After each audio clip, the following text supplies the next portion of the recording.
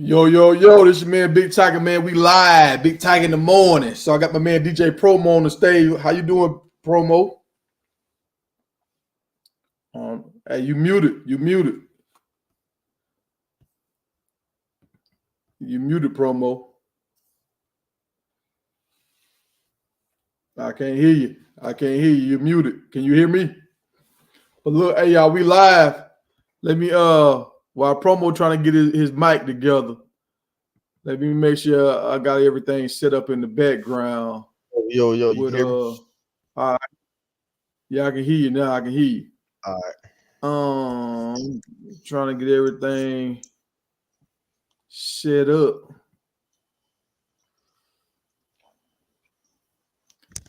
On my YouTube. Hold on, y'all. Y'all bear with me.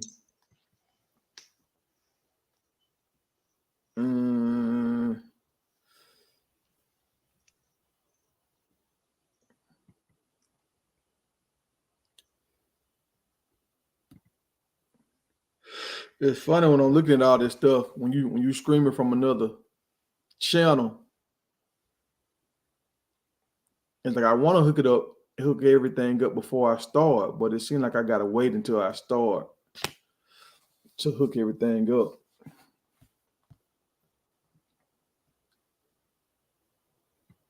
Oh, some of this stuff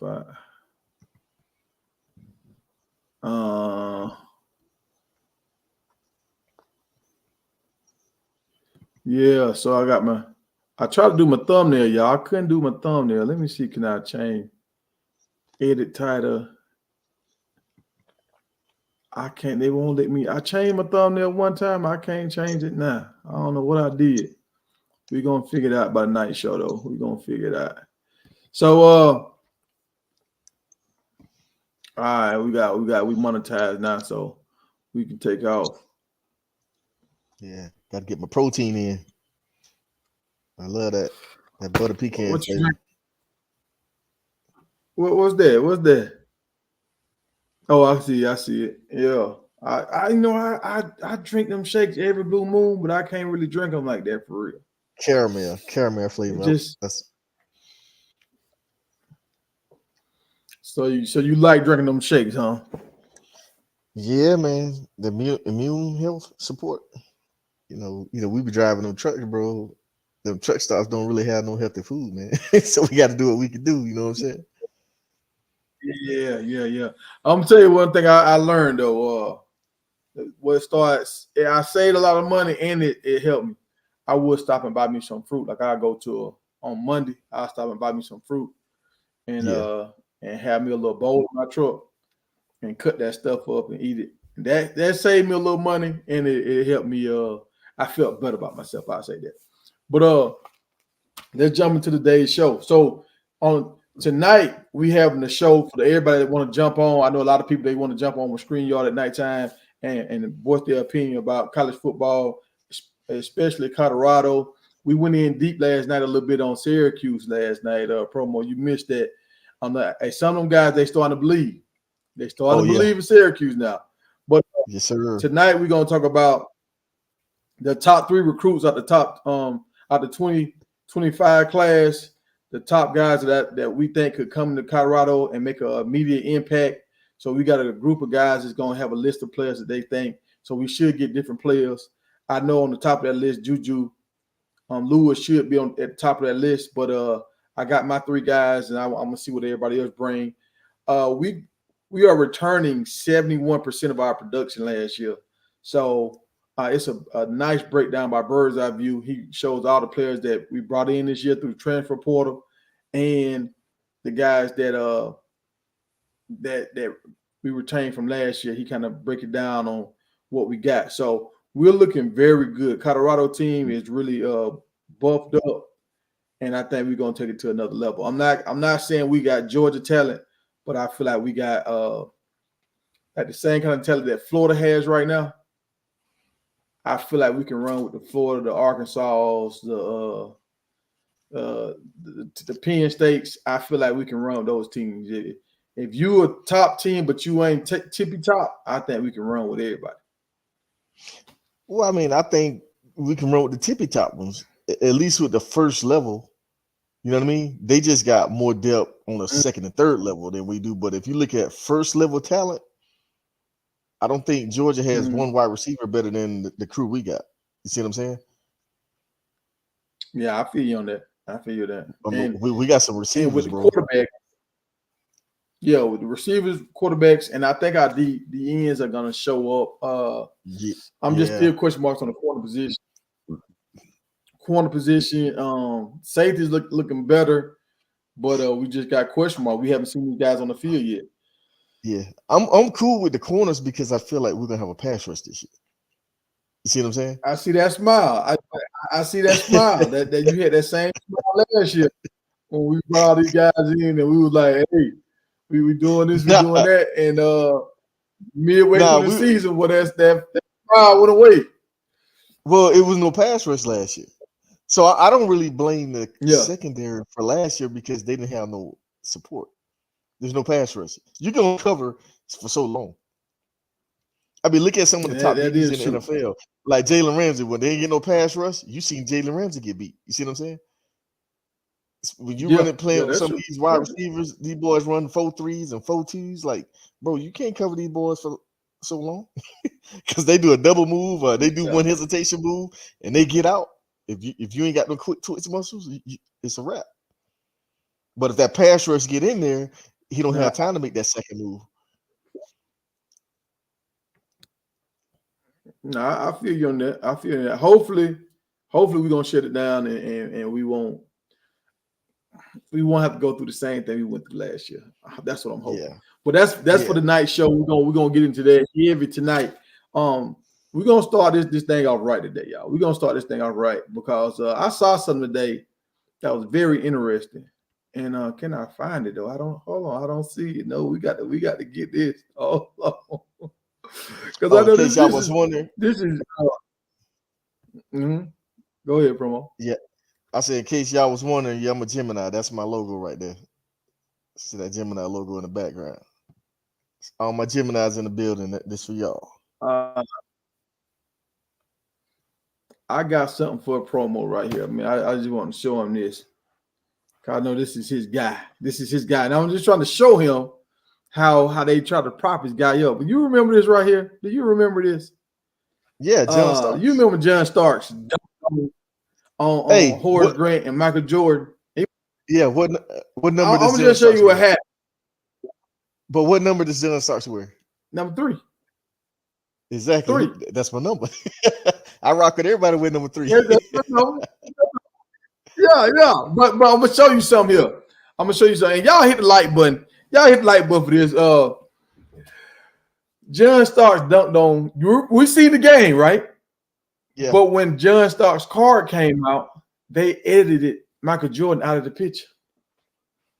Yeah, but we knew you see that dunked on Michael Jordan because I'm gonna tell you a story. I was a diehard Knicks fan back then because John Starks was, to me, one of the few guys in the league that wasn't scared of Jordan. Like even if Jordan lit him up every time, he still came at it, bro. Man. He came at it. No, that's team light skin, man. Just go ahead and say it, man. Starks play defense, dog. No, I'm telling you, I'm telling you, man. I'm telling you, bro. Hey, man. Hey.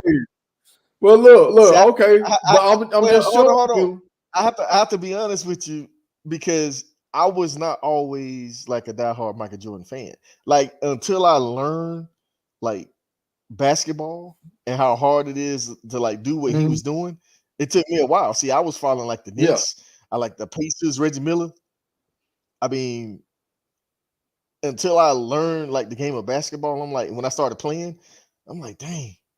I mean, then I understood how great Michael Jordan was because he didn't have the talent when he first came to the league. All the other schools had, all the other teams had. You know what I'm saying? Yeah, so that's kind of like how LeBron when he had that talent. When he came to the league. Right. Like you gotta give it up to them guys, man. Because they, I mean, especially like with LeBron, you playing against 3 Hall of Famers in Boston, like, you know what I'm saying? And he's giving them the business. And LeBron had a talent like Jordan. He took them boys to champ, though. You know what I'm talking about? Yeah, he did in You know what Miami. I'm talking What about? you talking about? He No, did have I'm that talking about in talent. Cleveland. In Cleveland. Heat man in Cleveland. We name his teammates that he took to the championship when he played against the Spurs. Kyrie, Kevin Love Exactly. was supposed to be a part Exactly. of Kevin Love was supposed to be a part of a big three. You talking about later. You talking about his second year. I'm talking about the first time he went to the championship game. Who was on his team? Kevin Love First was time on he that took the team. board to the finals. Bro, No, Kevin Love Kevin was on Love that first wasn't. team. That was when he came back. Kyrie. That was when he came back. Kevin Love came from Minnesota. Yeah, that's what I'm saying. He That's when they transferred from won. Minnesota. Remember, he was doing. But that's when they But I'm saying won. when he took him to the championship the first time. Yeah, that's when they Oh, won. when they But I'm saying lost. you remember. Yeah, when they lost, but he got there. Right. You remember your Yeah, you boy talking about when Jordan they didn't lost. make it there. You remember? Yeah. When he got there though, when he got there, and your boy Jordan couldn't get there. I just want to point that out because Yeah, I want you to okay. see It's how cool to they point that try to out, but make it seem like but Jordan was what great. happened? What happened when Jordan did make it there? He won every time. Undefeated, baby.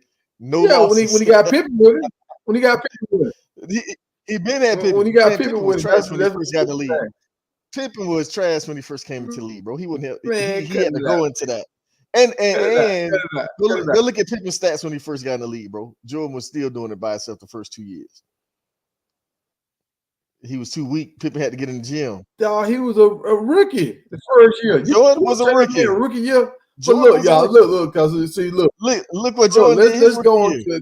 to greener pastures right now. We gonna go down that hole. We gonna go down that hole. Look, Colorado, they sold out their season tickets already, y'all. So 2 years in a row, Coach Prime, the prime effect is real. They sold out they tickets 2 years in a row. So we can't. People That's why they saying, mad. it's over with now. Yeah, they were like the lust is gone, all this kind of stuff, blah blah blah. Hey, still in the house, people. We got to sell out. So it's like Coach Prime is going to bring Colorado out of the red. I heard they was down. If you remember when Coach Prime got there, they was what 22 million in the hole, and then last Yeah. year there was 9 million in the hole. And I got some comments popping up over here. My bad. What's up, Diggs? What's going on, Diggs? I'm gonna drop some of these. What's happening, Mays? Coach Mays. And who else we got checking in? Factory Q was on last night with us. What's up, Muhammad? All right, so but y'all know they was in the red when Coach Prime got there. They had to pay the old coaching staff, so there was like 22 million in a hole. Last year they had cut it down. I want to say they cut it down to 9 million or 13 million. It was something like that. But I heard last night, I didn't fact check this, but I heard last night they was down to 3 million, like in the hole. So we should be out of this hole by mid-season. If that's the case, next They year gonna have we're money. gonna be able to get some of these big boys. Well, they're gonna have money for Juju. Hmm? I think that's why he been They're patient. gonna have money to They spend tell now. him just hold on. Just give us a couple minutes. Just give us a couple months, and we'll have a bag for you. They can have that bag for Yeah, Juju. yeah. And we're gonna do a breakdown. I don't know, we might do that on the Wednesday show, but we're gonna do a breakdown on how much these kids are. I don't know where they just coming up with these numbers for these quarterbacks and positions. I mean, I'm looking at some of this stuff and it's kind of getting disrespectful. The reason why I say that because they're saying like a top like linebacker or cornerback is worth like 100,000, 200,000, stuff like that. You got to remember, some of these coaches, like at App State, some of these coaches was only getting like 300,000. You Yeah, know, shoot. Remember, so you remember got Dion said them they saying HBCU coaches was getting like 50,000.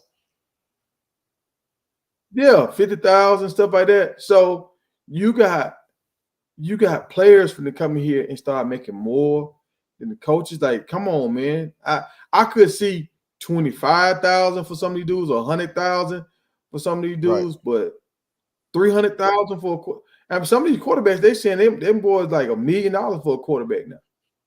And some they're not that good. So I think they need to have like an incentive exactly. based deal. if you're on the bench, you're not getting no That's 100,000, what they need to do. 300,000. You can get 20, 25, you get 50, but you can't be getting no $1 million sitting on the bench. Like, how much did Georgia get that quarterback that transferred from Arizona State? I don't know, but he got something because he didn't just go there to sit on the bench. That's I crazy. know that. He could have went to a lot of Yeah. schools. Yeah. But I mean, they can pay Kirby 13, so they have money. But at the same time, schools, like he's saying, like schools like Appalachian State, they are not going to be able to compete with it. That's why they lose all their coaches.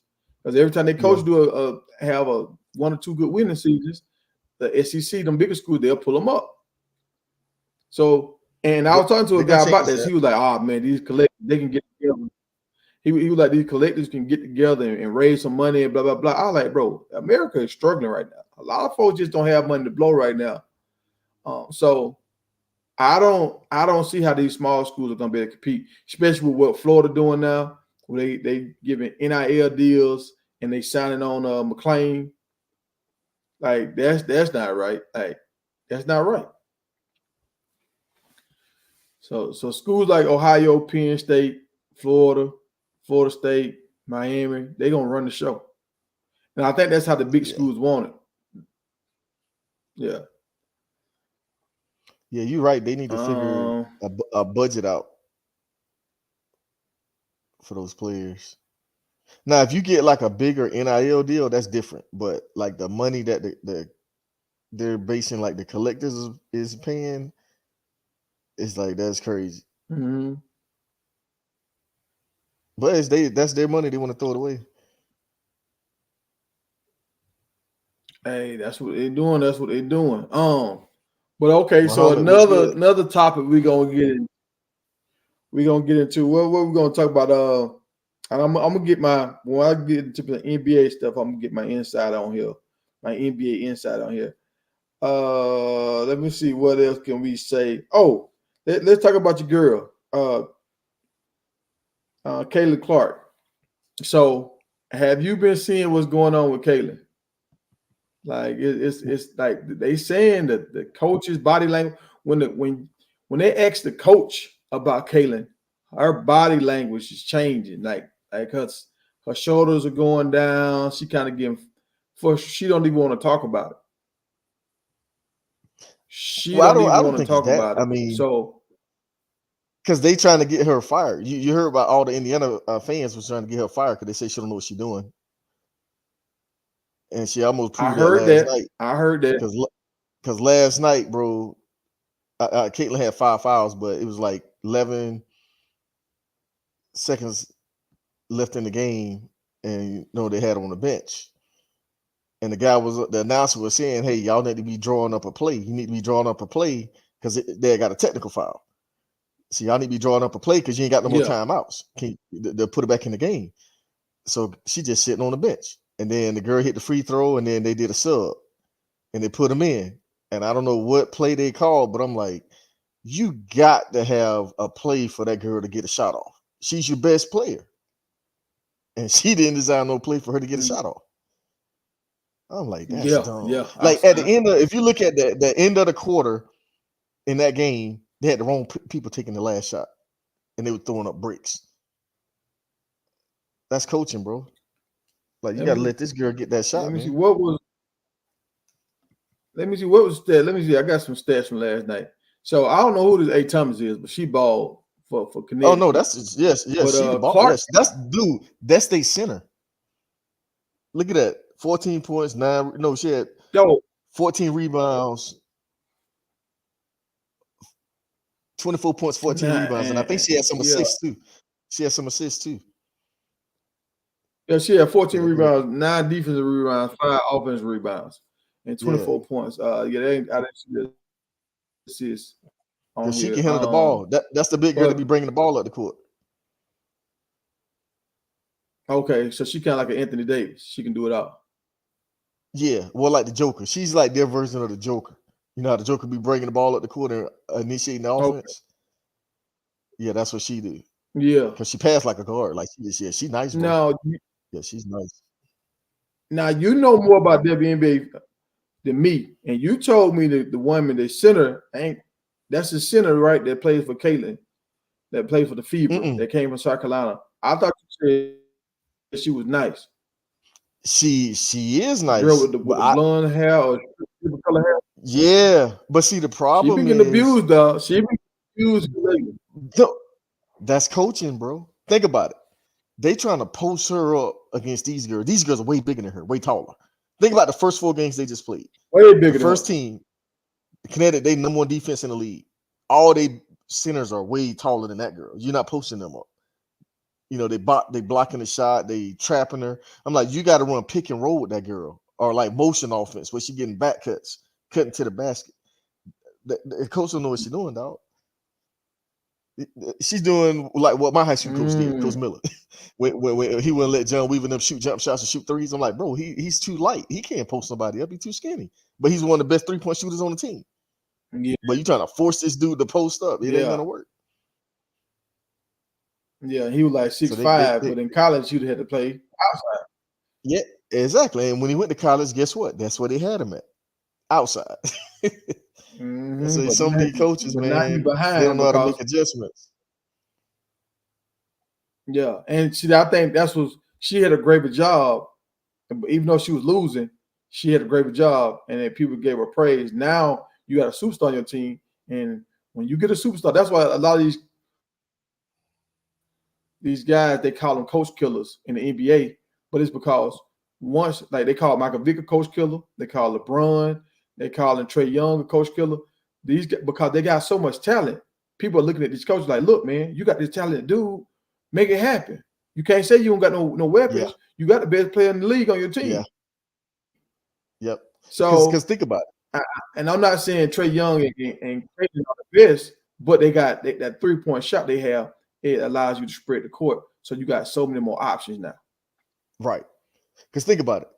All these people selling out these stadiums to come see Caitlin, and you not letting her shoot the ball like she did in college.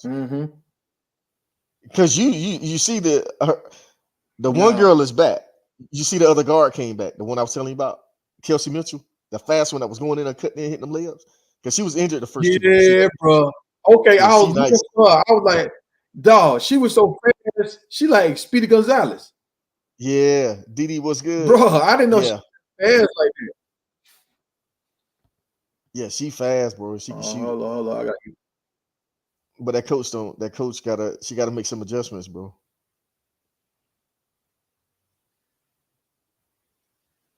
I mean, did they really shut Clark down? They not shut that down.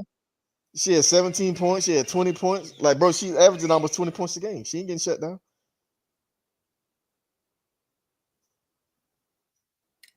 Hey, Diggs, I'm a Gemini too, Diggs. I'm a Gemini. Hey, Gemini, stand up. Oh, hold up. We got our girl Didi checking in. What's up, Didi? Didi been rocking with us for a minute. Good morning. Bro, I guarantee if they ran a different offense, a motion offense, it'll be a different story. It's like they running ISO. When they come down the court, they pass the ball and then Caitlin just go to the corner. And it's like you look at the other team, they cutting back door. Look how many easy layups the other team's getting. They running the offense, bro. They running the offense. They running some screens for it now. When they play against New York, I seen them. They ran a bunch of double screens for pick and rolls. So they doing a lot of that pick and roll stuff, but they're not spreading the court like they need to run the offense like what's the name? What's the team? But I'm saying you see them setting screens for her, but what are the other players doing? You don't see nobody cutting to the basket. When she getting trapped, you don't see them moving around like that. They need to be running like Golden State. They got to run the offense kind of like she should have hired. Yeah, Golden State. That's what I'm trying to think of. Golden State. They got to run something like that. San Antonio. But I think that the little quick girl, she need to bring the ball down. They don't. Right. Caitlin, she don't need to bring the ball down. She need to conserve her energy and run around like Steph Curry, run around these screens. That's all they need to do. Have her run around screens, and yeah, that's true. That's true. Hey, look at our chat. They being friends. Everybody know each other. Everybody. Our chat be rocking out with each other. Diggs in the building. But so do you think? Do you think it's the learning curve or is the coach? It's the coach, bro. It's the coach. I mean, she getting her shot off. I mean, you see, she getting her shot off. Shooting ain't no problem. I think they should play more zone defense though, because they not helping on the pick and roll. Because, like, give you an example, the pick you was talking about. Why didn't her teammate let her know that screen was coming behind her? I mean, I hear that, but you got to be aware. Like that was a bang play. Like she got around one pick and then right there, boom, boom. Telling you, I played point guard. Them big dudes come up and set them picks. If your teammate don't tell you somebody coming, because you got to step through the pick. If you don't know somebody coming to set a pick, how are you gonna step through the pick? You know what I mean? Because you see, when you go underneath the pick, they're gonna shoot that 3 in your face. But your teammate got to communicate with you and let you know where that screen coming from. That's how you see guys getting injured. Now, Didi, you right. Normally they would sit the bench and they'll let them develop, but I'm gonna show you why. I'm gonna show you why she can't sit the bench. Yeah, you can't. I'm gonna show you why. But no, not because of that. Not just because of first round pick. Right now they had an option. They got so much more revenue. They could get double the money, or they could fly private. They chose to fly private, then double their salaries. So Caitlin Clark is helping them double their salaries, and they signed a 2-year deal to fly private. So they wanna live the luxury lifestyle. They want to be like Kim K in the private jets and doing anything like that, living it up. So they got to have Caitlin on the court. She got to produce right now. We can't have no fall off right now. And like I'm part of it. We want to help. Me and Promo, we trying to help. That's why I'm doing stories about it and everything. I want the WNBA to do good. Like I remember Tyler Diggins. That used to be my boo thing, and she got married on me now. She done got married, but I saw her playing the other night. I saw her playing. Yeah, they got. We got another gym down the house. Yeah, Gemini's. We in the building, baby. Gemini's in the building. Hey, they're gonna turn it to the Gemini podcast. What's happening, Chris? Chris Million in the building. Our chat they be having their own little conversation in the chat. But yeah, so Didi, they got to have that money coming in, man. They can't slack right now. Yeah. Curtis Duff, Galveston, Texas in the building. Yeah, I used to live in Houston, man. I used to hang out down there in Galveston. I was in northwest suburbs out there in Katy. Now, I know about Sugarland, boy. Yes, sir. Every time I hear Sugarland, I think about on the Django. And they were like Sugarland or Candyland or some days you say. What you talking about? Yeah, I know what you're talking about. College Bound, what's up? College Bound in the building. But let's say this, y'all. A lot of people talking about, and I said this, and I heard Kyler Hurd say this the other day. I think they be listening to me, man. But the WNBA, they scheduled this wrong. You don't take the weakest team, the team, everybody know they're the weakest. Like the NFL do it the right way. The NFL, if you had a bad season last year, they have you to play against a teams that are on the bottom tier. You have to play your conference games, but they're going to schedule you with more bottom tier teams. So now your fan base can, one of these losing squads, one of these teams are going to get a lot of wins this year. So when they get a lot of wins, now your fan base, they start believing in the franchise again. And now you get the top tier teams going against other top tier teams, so you get a lot more premier games. So you're giving your fan base what they want. Yeah, but it's still going to be hard. Like, see I what feel College like Bound just said. The WNBA is the hardest transition in pro sports. College Bound just said that. And that's true, because you got to think about it. These girls just finished college basketball, in March? They really didn't have no training camp to develop their bodies for the professional, you know what I mean, for the WNBA. And you also got to look at this. It's only 12 teams in the WNBA? How many teams they got? 18 teams, like 12 I don't players on the know. team. So all those teams are stacked. That's why I think about it. Only 13 rookies that got drafted made a squad. So no matter how you look at it, all those rookies are going to be going up against a stacked team until they do an expansion. Because they're getting ready to do an expansion, is what I'm hearing. So they're going to add more teams. So it should kind of not water down the league a lot, but all those stacked teams is going to free up some, some place so all those teams won't be so stacked. Because look at that Connecticut team, bro. They stacked. Look at both teams they just played. Stacked. Look at the Aces team. Stacked. Look at Phoenix with Brittany Griner and Dinah Taurasi and all them girls. Stacked. Them teams is loaded. Indiana ain't got a shot.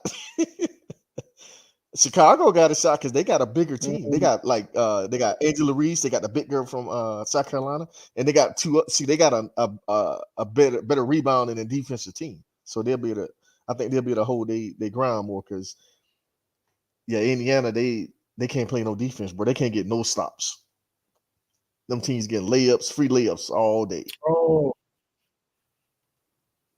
Oh, hold on, dog. Hold on. Breaking Florida news, dog. Breaking news. Florida in trouble, dog. Jaden Rashada is suing Florida Gators head coach Billy Napier and top Gator boosters. See, he wanted that money, dog. He's suing them for fraud, for failure of that $13.85 million NIL deal. Yeah, but I thought he took money from Miami, so they didn't give him the money. I think that's what his daddy did. Yeah, I thought his daddy took some money. I got to go look that up because I know it was an issue with the money with them, and then Miami came into the picture. Yeah, so we'll talk about that tonight. Like, we'll dig into that. I got to look into that. So how much did Arizona State? In Georgia. Maybe McClain went to the wrong place, folks. Sometimes some people can rally up and rally around this kind of stuff and pull up out of it, but some programs they crash and burn. And I think they finna crash and burn, bro. Yeah, that's a good question right there. College Bound said, what would be the difference in a WNBA team and a program like South Carolina? Because South Carolina loaded. They loaded too, bro. Yeah. Now, I think the only thing the reason why it's so hard for these players, because they're coming off a long college season. And now you got like a month and you go right back into the pro season. So, that's kind of hard on your body because you don't give yourself a break. All the draft stuff, all these interviews. Like, just if you listen to them guys talk about going to the Super Bowl, how exhausted they be. So I know Caitlin got to be exhausted right now. She's going through a lot of transitions. She's still moving her furniture and all this kind of stuff. And now you playing games, you flying, you different places. She getting beat up. Now Angela Reese, she's like, she ain't slowing down. She's still partying and doing stuff. And hold on, Larry, I got something for y'all. I want y'all tell me, chat, what's going on? What's going on? Let me see. Can I get my NBA insight on the phone? Let me see. Can I get my NBA insight on the phone before we get into some of these topics? Because we about to go down. Some coaches talking crazy. Some people got fired. Let me get this on the screen, y'all. Y'all tell me what y'all think about this right here. Now, Angela, she's having fun. She's doing it. Hey, Sauce. What's going on, people? Hey, man, I got you on the live, bro. We about to get into some of this NBA stuff. we talking about WNBA right now. We about to make transition to the NBA, but we was talking about how it's hard for these college girls to transfer into the WNBA and how hard of a transition it is for them because they just finished their season. Now they're going into another season. Now, Angel Reese, she still balling. She going places. She was just at the concert with Megan Thee Stallion. She on stage with her, dancing with her, having fun. Like, it don't seem like it's hurt her too bad. She's still traveling and she doing her photo shoots. She graduated the other day. I seen her with the cap and gown on. Like, Angela, she's not slowing down at all. So no, she ain't slowing down at all. Do you think it's a hard transition, or they just making it seem like it's really hard? Well, I think it's a hard transition, but for women's basketball, I mean, you got to think about it. It's a hard transition, physical wise, but conditioning wise, I don't think it's a hard transition. I don't know, like last night when you watched the game, man, when Caitlin Clark had got on Alyssa Thompson, oh man, she treated her like a baby. I mean, she Debo'd her. You know what I mean? She like, I mean, she just put her in the paint every time. Like, you know what I'm saying? So how big is Alyssa Thompson? I don't know. She's probably like 6'2", 6'3". I mean, I can look it up real quick. I mean, but she might not. She ain't as tall as DeWanna Bonner, but she up there. Yeah, Bonner 6'4". Yeah. She's taller than Caitlin Clark, huh? Yeah, hey, Taylor, he was saying the other woman. Yeah, because I thought she was a center or something. Because I didn't see the whole game last night. I just seen the highlights, so I didn't see the game. Oh, she's a guard. Oh, so she a guard. Like she a big guard, like, but she play everywhere. So she kind of like an Anthony. What's Anthony? The guy from Minnesota. Anthony Edwards. Yeah, a big guard like that. Oh yeah, but she's like she's 6'2", 203. Bro, she Debo'd her, bro. Oh yeah, yeah. That's a big guard because Caitlin probably weighed like 170 pounds at best. 160, 145 at best. You know what I mean?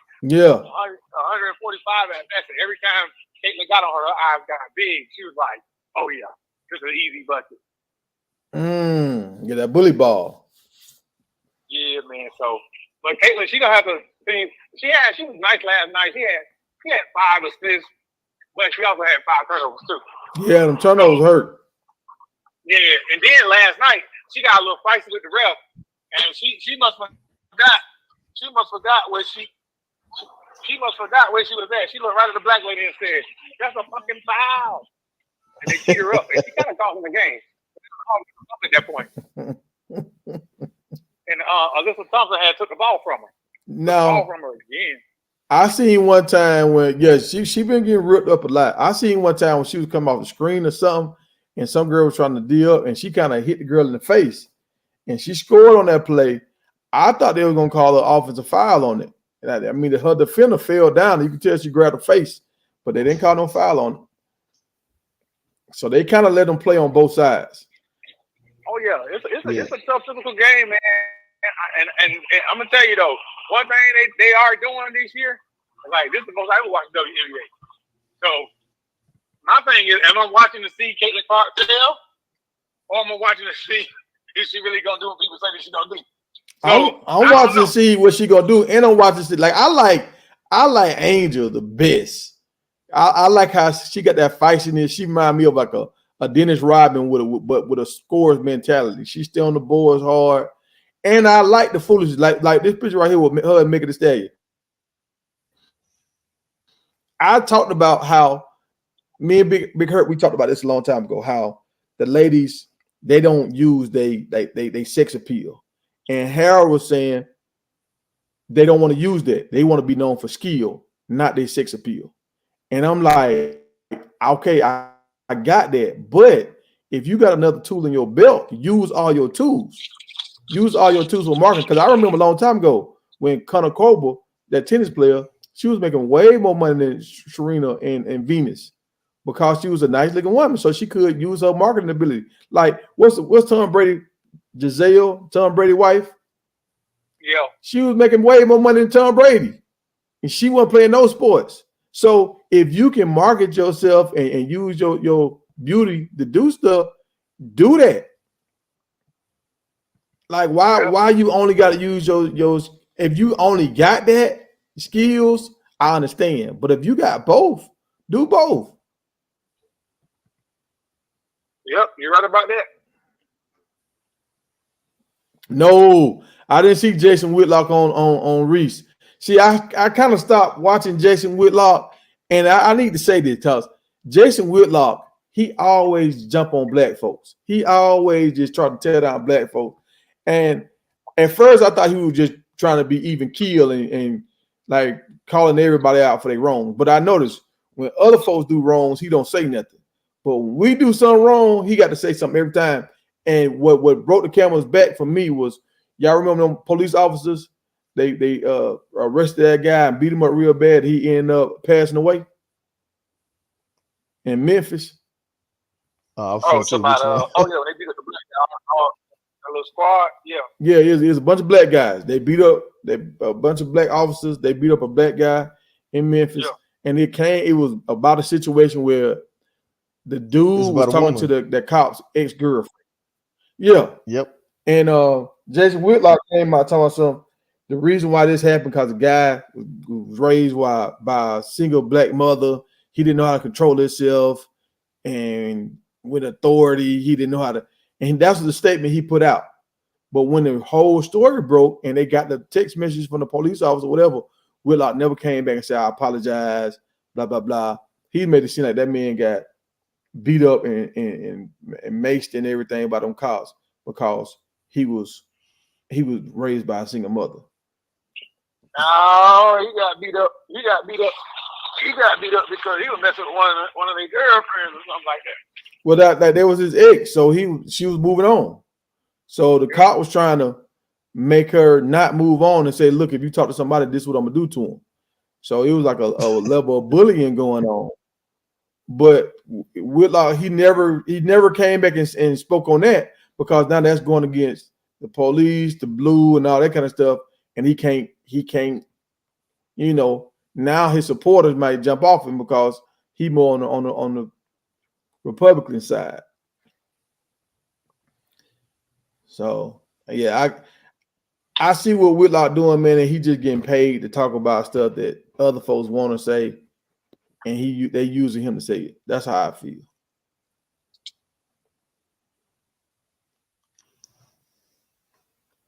Well, that's what most of them do. Hey, you get paid to say stuff that people thinking about what they want to say. You know what I mean? That's why everybody loves Trump. Yeah, because Trump say what people want to say.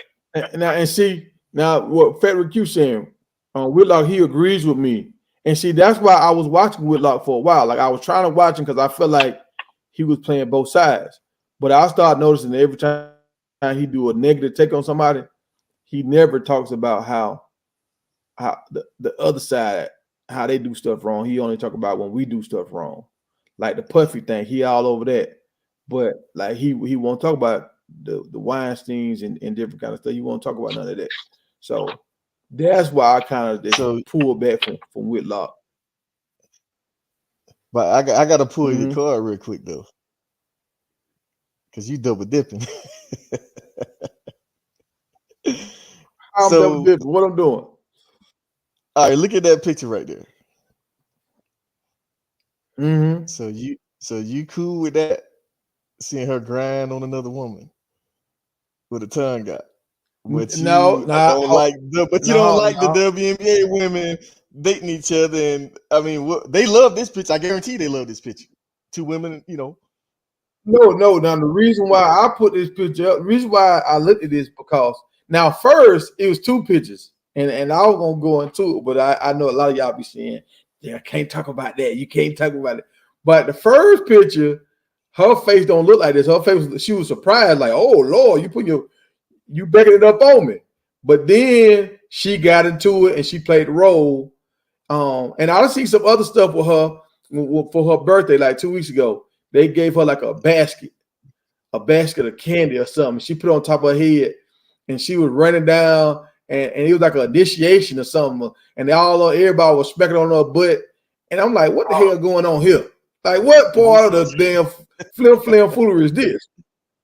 Yeah, I've seen that. You saw that?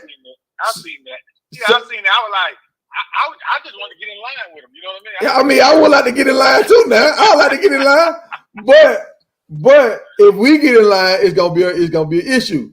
So that's the thing about this. It's like I like it. It's entertaining, but what's too far? What's too far? Because if they did Molly like that on First Take, gave her a basket and put some, she walked around some candy and Stephen A. and Shannon Sharp hit on her, but somebody get fired. Yeah. So is this just girl play, or is this a they trying to flip it to the other side? That's what I want to know. They might be trying to flip them. That when I seen what they were doing with the little, I said, man, they trying to flip her, man. Hey, they flip Candace Parker. Don't you know how many What? Say that again. What'd you say, Sauce? No. I said, wait, hey, like Promo just said, hey, they flip Candace Parker. Hey, when they want to flip her, hey.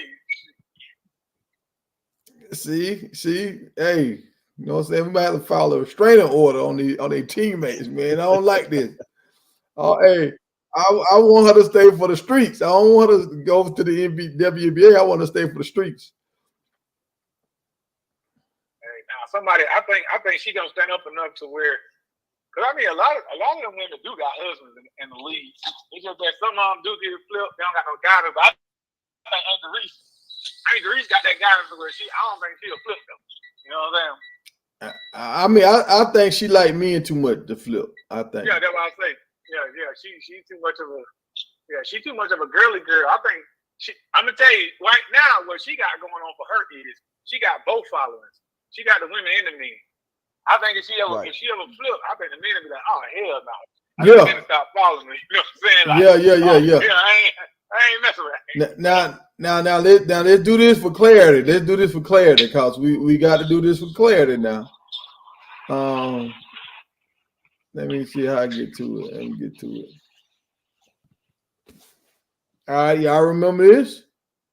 Now, when this happened, my guy was out of there.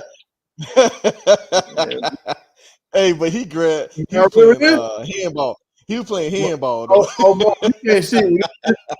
This is Dwight Howard was sitting on the bench with his street clothes on and yeah. He reached down, he grabbed his stuff. You know, so Dwight Howard, like, this is a no-go. Yeah. Hey, but let me ask you a question, though, bro. Why would you do that on national TV? And the dude looked like he was cool with it. Like, you know, he wasn't upset. Now look. now let's do this, y'all. Didi left a comment. She said that picture was playful. Now she was talking about Megan Thee Stallion and Angela Reese. Now this picture was playful too. Yeah, this was playful. They were playing. He playing ball. He playing ball. But playing the wrong ball. The white got scrutinized for this. You know what I'm saying? He should have. They say it was her birthday. I ain't trying to grab no another man wood and no play for no. You know what I mean? Yeah. They say that thing was birthday leaks. I forgot about birthday leaks. When we were little kids, they used to say birthday leaks. Y'all remember that back in the day? Yeah. So that's what I took it as, but nobody didn't hit it on the shoulder, on the arm, on the leg. It was somebody got happy. Somebody got happy. Yeah, somebody got happy. Yeah. Hey, they gotta get a feel with no consequences. I really think that is. Yeah. What's up, Will?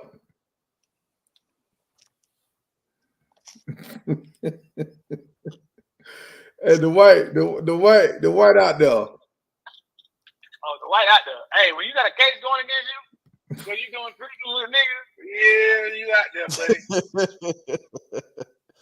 Yeah, this dude crazy, man. Hey, they say you need to be on the show tonight. Webb said you need to be on the show tonight. Hey, promo doing some family stuff now. His daughter graduated. He handling some family business. Oh, who will say who need to be on the show tonight? Promo? To my promo, yeah. We were talking about Colorado stuff heavy on the night show. Yeah. Colorado. I can't wait till they come to UCF, baby.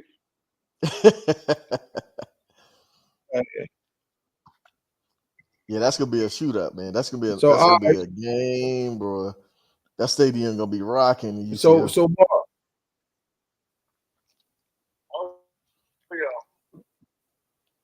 So Mark, what you think about this right here? Now let me get to my next. Oh, see, Mark, you ain't on. You're gonna have to get on StreamYard, Mark, so you can see. It's the same way you can talk on your phone, and be on StreamYard the same way, pretty much. But people can see you. Okay. But hold on, let me get to this next clip, man, because y'all heard about what happened with the coach for Denver Nuggets, right? J-Dub, what's good? Yeah. Oh yeah. So the coach for the Denver Nuggets, what's his name? Mike Malone. Yeah.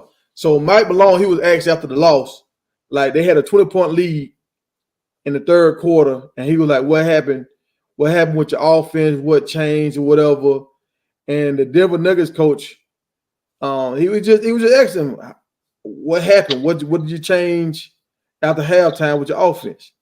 And he said, "Fuck." He said, "Fuck being up by 20." He said, asking them stupid 8 questions. Yep. Oh, hey, now have y'all heard? Has this been all over the media, bro? I don't see nothing wrong with it. No, because see, last night we were talking about Shedeur, how Shedeur been responding to folks. Shedeur didn't never go off this bad and nobody. And we said he can't lead no team. That's what the conversation was last night. He's not a good leader of men, all this kind of stuff. Now, this dude is the head coach of an NBA team. And Nick Saban and Greg Popovich go off on the media all the time. Nick Saban go off on the media. Greg Popovich goes off on the media. This ain't nothing new. But they don't be cussing folks out like this. Nah, he way out of bounds for this one. Like I said, like we know, man. If you're gonna be a coach, you're gonna be a leader. You're gonna get the praise, and you're gonna get the scrutiny from what's going on. So you got to take both on with a grain of salt. So what when he won last year? Oh, he was nice to the media. He was crunk. You know what I mean? Talk about LeBron. You know what I mean? He was dragging LeBron. You know what I mean? Yeah. Just going all talking about LeBron, and now he lose this year. You got season over. Fuck. You know what I mean? All this extra. Hey, brother, you won like that last year. You won a championship. Right. And I promise you, Denver probably would never win another championship again because they ain't gonna get nobody to help Joker out. The Marbury streaking. You know what I mean? The rest of garbage. The Porter is the one. Yeah, Michael Porter. Yeah, he apologized for the loss. Who? Yeah, this guy's 6'10", always shooting threes.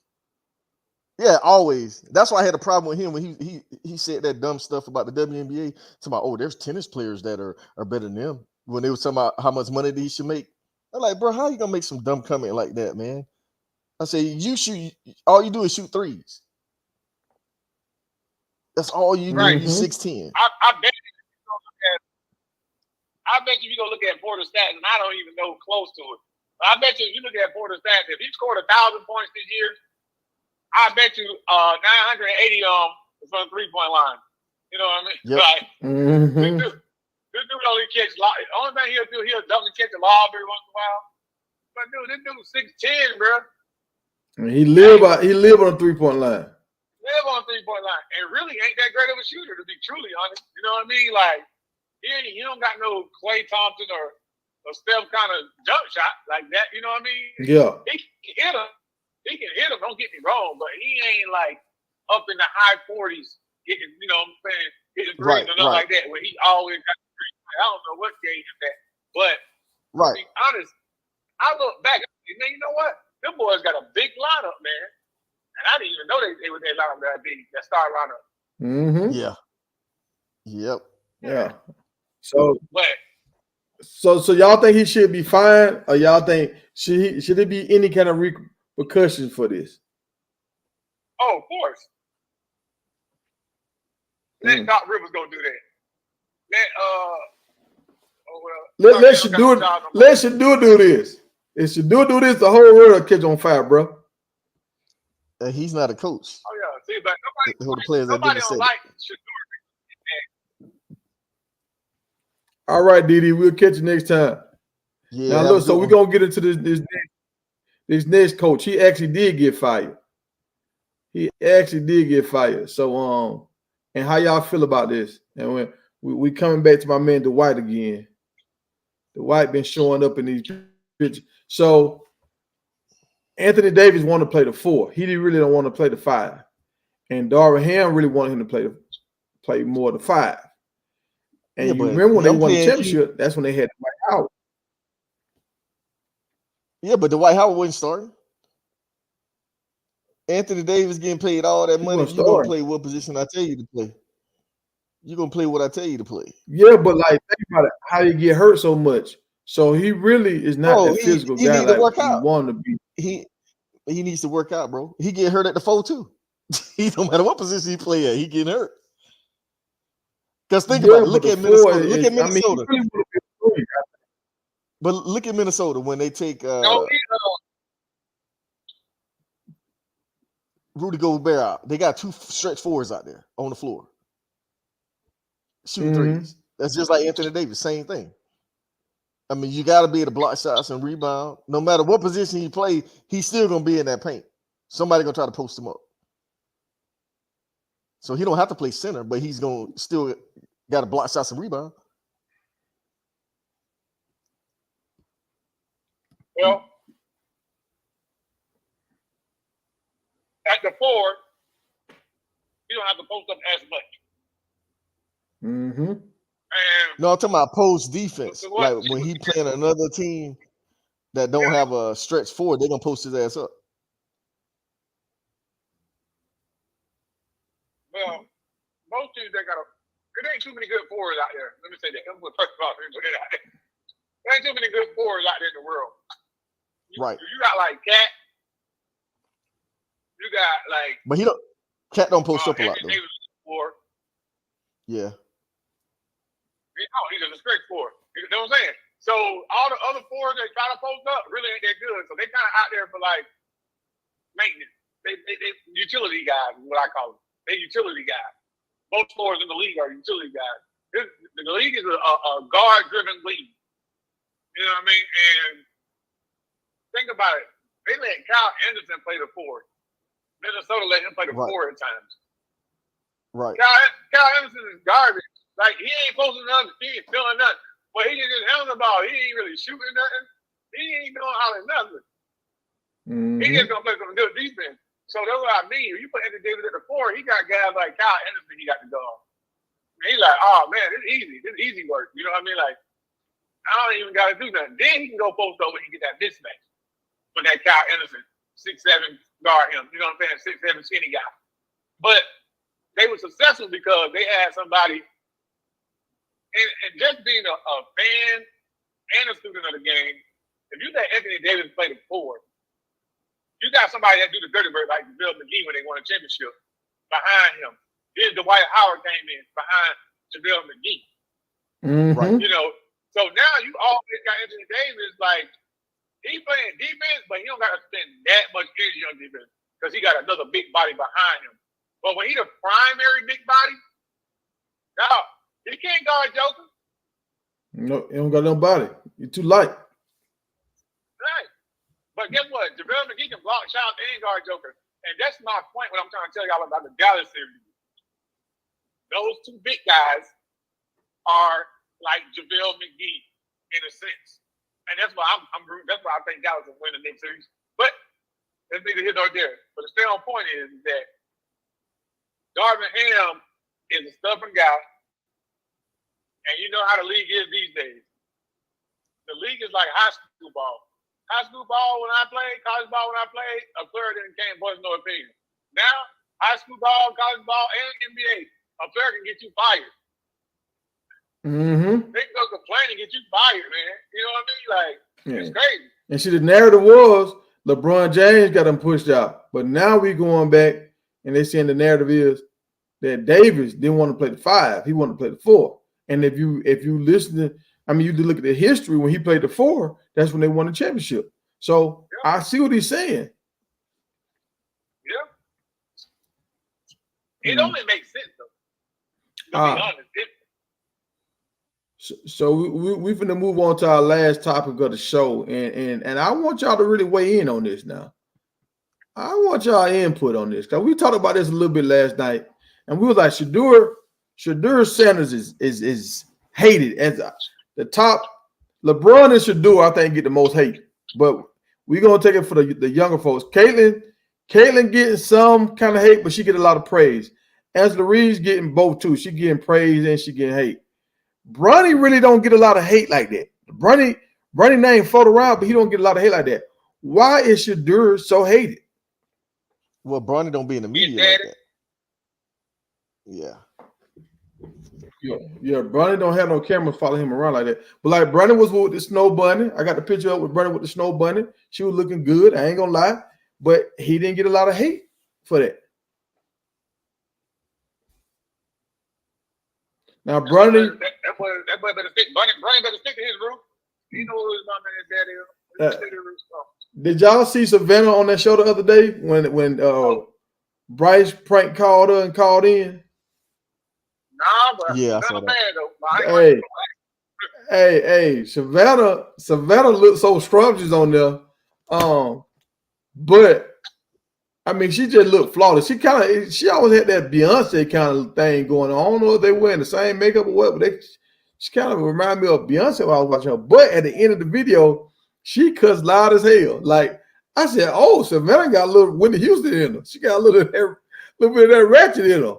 I'm like, okay, now I see why her and LeBron made it so long, because she ain't just no uppity chick. She can have fun and let her hair down, but out in the public, she's just always, she always give you that classic vibe. She's just a classic woman.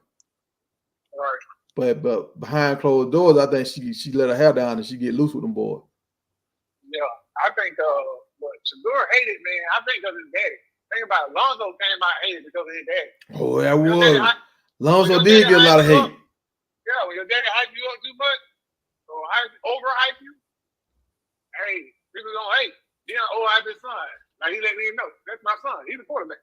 Like basically he don't have to work for it. Like he overhyping his son to me. Which ain't saying they ain't worth the hype, but I'm just saying. But when people know that you hype something up, people tend to hate more. Right. And Right. I agree with that. Bronny, he was not a McDonald's All-American. LeBron James just came out and said, "I'm starting to play in the league right now." Yeah, that supposed to be Mikey's spot. Yeah, Mikey Williams. But Mikey Williams, he had that charge, that gun charge. But that was before that. That was before that. That was before the gun charge. He got dropped off the team before the gun charge. Oh, so he got blackballed before the gun charge. Mm-hmm. I wonder why. That's a good question to ask right there. That's a thing to know. Like, why did y'all blackball this guy? He was the number 2 player in the country at the time. I think he was. And Bronny was like number 24. He made the team. Yeah. That's why he was mad. He went off. Ain't Mikey at UCF? Didn't he go to UCF? Yeah, Mikey transferred to UCF. I will be there to see a lot of games this year. We got that dude is nice, year, man. but games early in the year. He's tough. Yeah. Mikey is that dude. So Now the only reason why I would say like last night, who was saying that? Booster was saying last night. Booster was saying how he fund his cars and stuff too much. But Shallow got cars and stuff just like him. It's just But Shallow Bucky don't posting be stuff on Shallow. TV. Shallow don't be in the media like them. Now, You don't never see Shallow now doing this none of what the stuff they be doing. well Shallow. I mean, Shallow was just in the movie. Shallow was at he was skiing, snowboarding. He was at Fashion Week with Shedeur. Shallow be He's not. keeping it popping too now. It's No, just a lot of Shallow people, don't. I think a lot Shallow of don't people be want to say flashing like that. Think about it. Most people nah. I complain mean, about Shallow Shedeur. don't They wear the say, jewelry like that. He have on jewelry. right. Go ahead. Like I don't have a problem with it, but like I was reading an article before we got on, and the guy was saying a lot of people hating on Shedeur because he flashing his Rolls Royce and he got on a $350 Rolex flashing it. You know, he's like, this kid's in college, shouldn't be doing this. But I mean, that's just their opinion. Like, you can't hate the kid because that's what he like. Because think about it, he's doing this with NIL money. What you think he gonna buy when he get drafted with that NFL money? The hate just gonna follow him to the NFL, bro. I mean, that's just what he like to do. At least he ain't getting in trouble with the law. He's not getting arrested like another player just got arrested at Georgia. You see what I'm saying? The boy, he ain't getting in trouble with the law. He's not doing anything. He's just doing what he like to do, and people, find some way to hate. Now, this one thing that spoke volumes the other day. They say John the Liquidator tried to get Shallow on camera when he was in his car in that Tesla truck, and Shallow told John the Liquidator to not film him. Now, the reason why Shallow probably said that was because John the Liquidator gonna post this video, and he's gonna make money off Shallow. Right. So Shallow probably like, look, I ain't gonna make no money off this. Don't post my life to make money off me. And John Liquidator, he backed down off of it because he don't want to mess with that relationship that he got with Sanders and being able to post all this content, right? So he didn't want to be on TV because he wasn't getting paid, but he was on TV when he did the special with BMF. So I think Shallow if I'm not getting paid for it, I'm not gonna be on it. But I disagree. He was on Jackson State. He was on camera a lot. Every time he posted, Shallow was on film a lot at Jackson State. I mean, he was, but he done evolved since then. I think he done evolved. Like, okay, I'm only if I ain't getting paid for it, I ain't really doing it. I think that's what he kind of. But Shedeur got way more followers than him because Shedeur he absorbed all that attention, and so now he gonna get a lot more followers. When you get a lot more followers, you can demand higher prices when you start doing your brand deals. So you got to play the game, man. You got to play the game if you want to be. I disagree, bro, because Travis ain't playing the same game Shedeur playing, and he got about the same amount of endorsements and NIL deals and money, and he's not flashing out there like that. I can't say it. He's not. I can't say that. Travis got how many YouTube channels? Travis got a gaming channel. No, got a channel with him and his old lady. But that's not what we're talking about. You was just talking about flossing, like Shedeur, how he's doing it. Travis ain't doing that. Travis ain't out there flossing on $350 Rolexes and all this stuff. He's not doing that. Now he'll show you his car that he bought his girl and stuff like that, but he's not out there doing that. And he's got the same amount of money. Yeah, but let me tell you this: Travis came from a different background. Right. Always grew up with money. Yeah, they all been flash. Their daddy flashy. Yeah, so, you know what I'm saying. So that Travis Hunter he came up with that. So he kind of like, I'm gonna spend something, keep something. And his girl like that too. His girl real fruit. Right. Yep. So I think that's the difference. And so now, but look, this is part of Shadeur's brand. That's why he do the watch thing. He's done that watch thing probably gonna be in the game, bro. Like Shedeur might be on the cover next year of the game with that watch, and he gonna get a big watch deal. You see how he got the charm now with legendary on it. He always say legendary. This legendary, and they trying to do a legendary run in Colorado. If they make it to during the playoffs and make it to the top 4, they had a legendary run. But So I that's mean, part of his brain even trying to speak it into existence. right. But remember, Dion said something about that one time. He was like, "Hey, man, I mean, if you're gonna do it, you got to get paid for it." When he was telling him about doing that, he ain't got no watch deal yet. He said, "Man, you got to do something with that." Yeah, so his daddy is teaching him the game. But he ain't got no watch deal yet, and he's I still believe that's flashing them people the Rolexes. That's why Shiloh don't do that without making money because his daddy done taught him the game. Yeah, you see that they So say John the liquidator, he was at an event, and Shedeur drove up in his truck. Then Shiloh pulled up in his truck, and John didn't know it was him until he lowered the window. I mean, but he's still gonna post the content.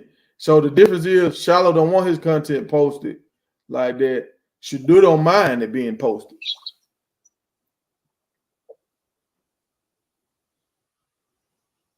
What yeah, y'all Colorado fans? What y'all think their record gonna be this year?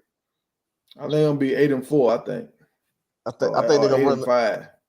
I'm gonna go run the table, dog. I'm gonna go high. Oh man, you been a fan. You ain't been a student of the game. You been a fan now. Hey, that's just like me saying the Falcons gonna win. Nah.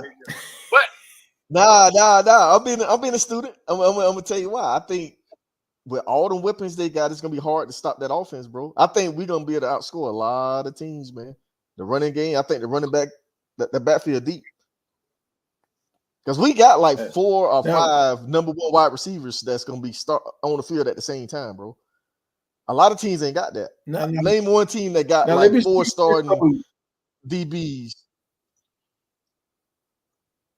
Hold on, let me speak on this. And I want to make this clear. Like Federal Q said, I think those Tesla trucks was NILs. I think they NILs too. Like I don't think that's Shedeur and Shiloh's style to go. So why both of them gonna get a truck? Because that's NIL stuff. So he didn't even pay for this. So I think some of this is hate. Some of this is hate. He can get the girls that all of it is hate. Yeah, all of it is hate. It don't matter what he do. So people gonna hate, bro. Yeah, they're gonna hate. That's why I was telling you, like he might well just take the high road and stop going back and forth with these dudes on the internet because the hate ain't gonna stop. When you go to the NFL, the hate ain't gonna stop, bro. It ain't gonna stop. You're not gonna win. The internet is undefeated, bro. That's why Shiloh said he just delete that stuff. He don't go back and forth with them people. Because you just feed them more ammunition to keep coming back, keep coming back. And you building up their page. Because if they send some hate stuff at you and then you respond, all them people are gonna start tracking that. So they making money off you for hating on you. You see what I'm saying? Mm-hmm. Yep. Like Jason Whitlock, all that hate he doing. Think about it. Jason Whitlock get his biggest reviews every time he's mentioned Dion. Look at. Hey, hold on. Hey, College Brown said he think they're gonna go 7-5. Hey, Mark, you might know College Brown, dog. College Brown called us the other day. He was in he from the 229. He was at a poker tournament the other day. So you might know College Brown. I might know. Didn't he say he was from Vados? College Brown? He lived there. Hey, College Brown, you from College Brown, you from Vados, or you just in that area?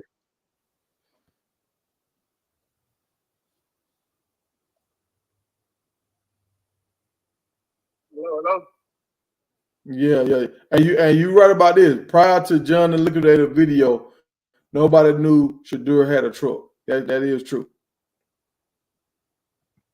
I thought that was Bucky who posted that. I didn't know that was John. I thought I seen it on Bucky channel. Because I don't watch John the Liquidator that much. I see him every now and then, but I watch Bucky stuff more often. And I know Bucky was showing some other guy that had a dude had like a little thing on his car. He said he put a little ticket on his car, so they already think they done ticketed him every day. That's what I see on Bucky channel.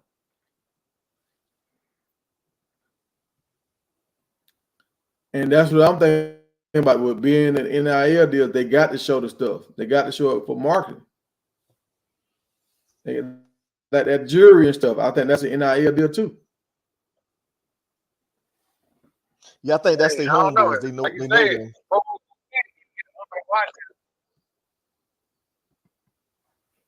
you don't got a watch deal yet, so it can't be NIL if you don't got no watch deal yet. Yeah, well, that's his main thing. Oh, okay. College Brown. He said he lived, but he from one South hometown.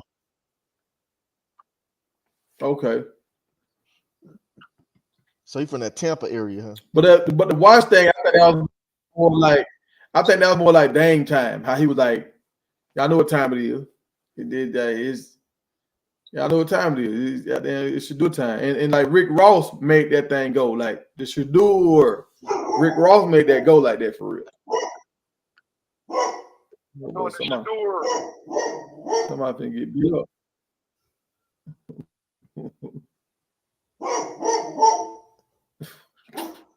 Yeah, they come to that. You about to get a takeover. Yeah, they come to the door. Hey, mute your mic, dog. Hold on.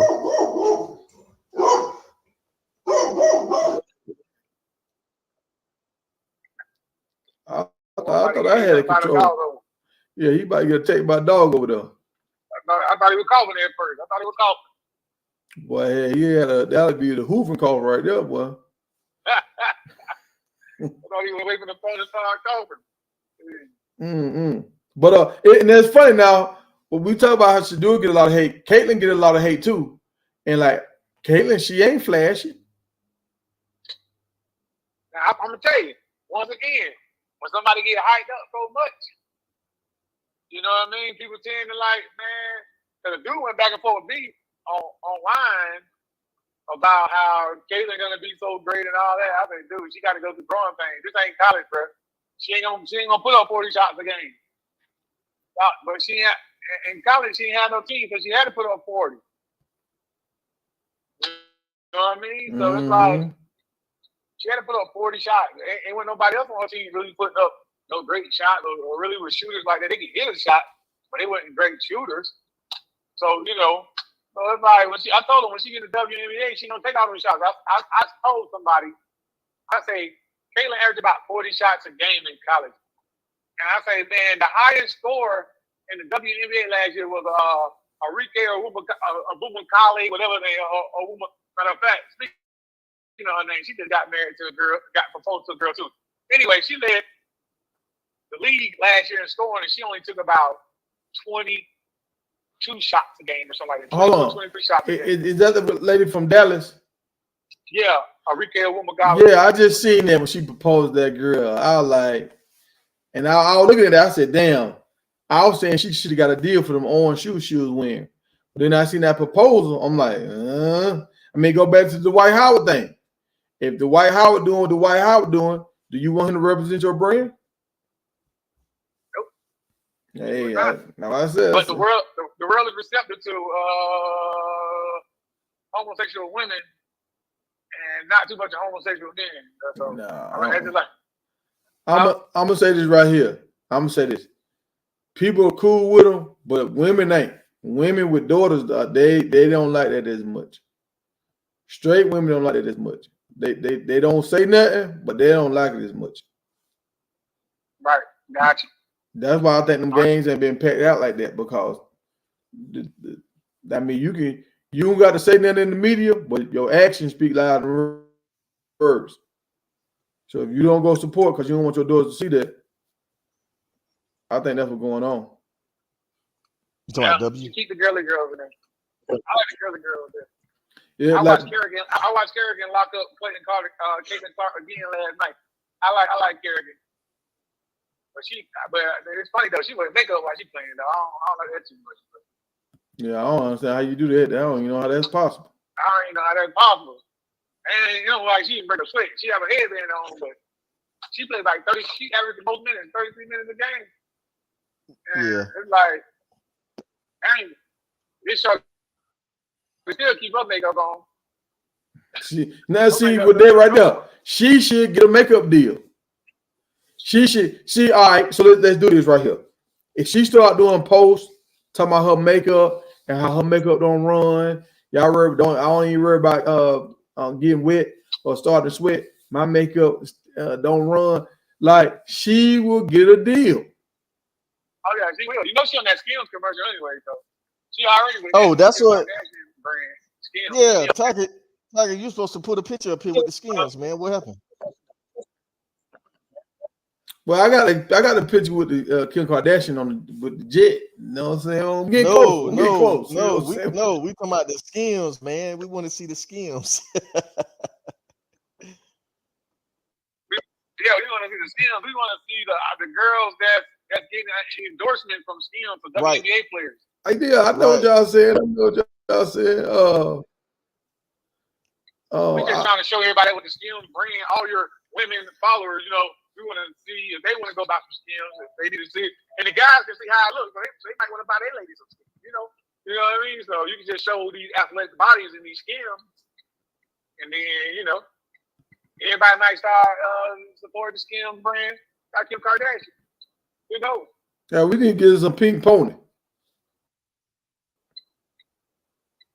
What? We need to get some pink pony, and that's what it's called. Promo. Pink horsepower. Oh no, we don't need no pink pony. Pink horsepower.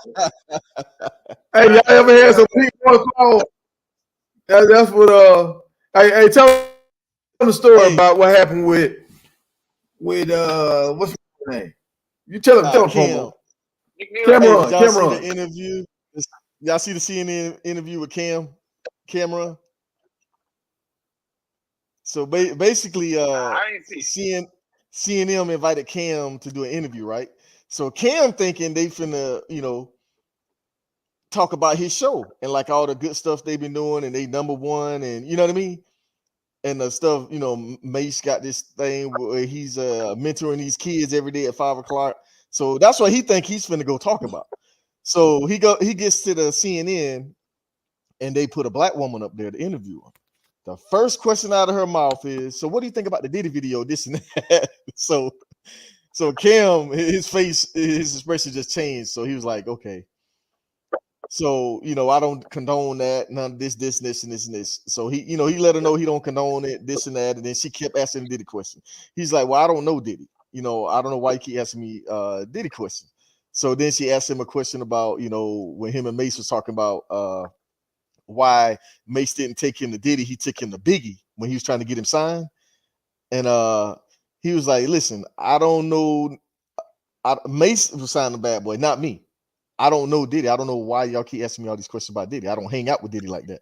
So he sponsors, he owns that Pink Horsepower. So he turns the label around. He started drinking some Pink Horsepower like on CNN live. And then he said, yeah, I'm about to go get me some cheeks after I leave here. And then he said he about to go do some what? Get some cheeks. He said this live on CNN. And then the lady kept asking him Diddy questions, and he was like, who organized this? Who said it was okay to just invite me here to ask me all this Diddy stuff? So they shut down the interview like real quick because I'm like, and then Cam on his show, he said, okay, you're gonna invite me on there to ask me some crap, so I'm gonna give you some crap. So he did that because he felt like they were disrespecting him, asking him about Diddy.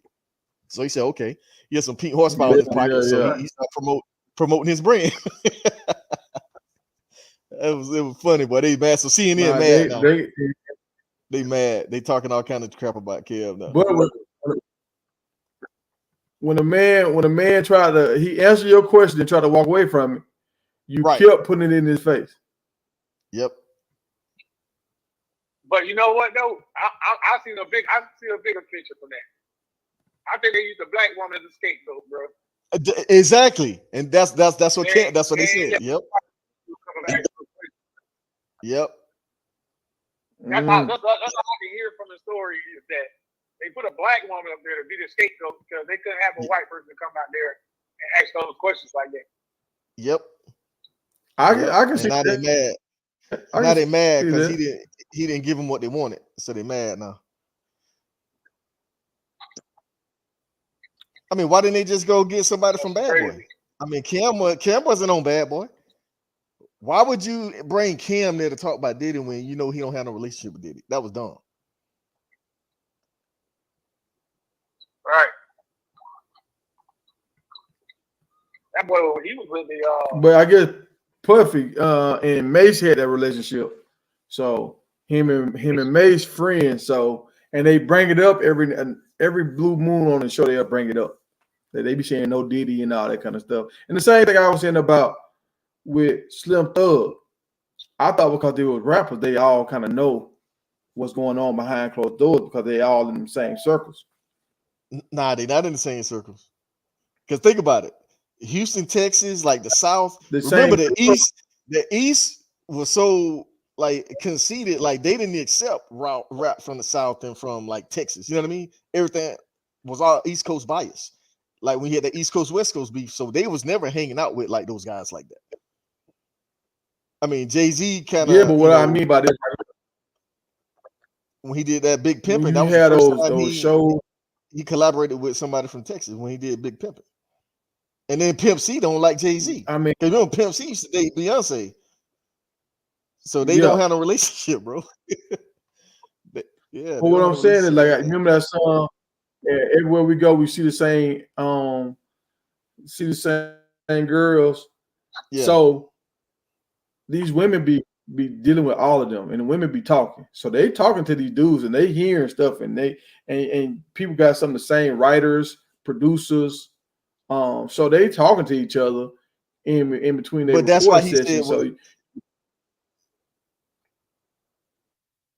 But that's why he said what he said. Why he thought it was a money grab. You see what I'm saying? Because he's used to women doing that, going after these guys for money. So when he saw the video, then he was like, "Oh, okay." That's why he backed off it. So he probably did hear stories from women, like you said. But then when the video came out, he switched sides, and he was with Cassie. But like how they hearing, like I've been hearing Jaguar Wright see all this stuff for like a long time. Like, but nobody wouldn't believe it. They not. They should better reach out to Jaguar Wright and cause she was in the business too. Like, are these dudes? Like, this is one thing I'm starting to notice, y'all. I thought these famous cats had a way better life than us. I'm realizing a lot of these cats live the same life we live. They got the same access we got. If they don't get invited in, if it ain't their event, they on the outside looking in just like us. Yep. Well, I mean, like Busta Rhymes, he was talking about call him back. He was like he stopped, like he didn't really say Jay-Z's name, but he was just like, if you can't call me back, you don't respect me, I ain't gonna respect you. So Busta Rhymes get done the same way by Jay-Z, like how a regular Joe Blow get done. But that's what all of them though. Because think about it. That was the East Coast downfall, bro. In the South, you saw them dudes collaborate with everybody. It wasn't no beef. You know what I mean? They collaborating with everybody. The East Coast wasn't really doing that. They beefing with each other on one coast. And then you got the South, they collaborating with everybody. Even now, they collaborating with each other.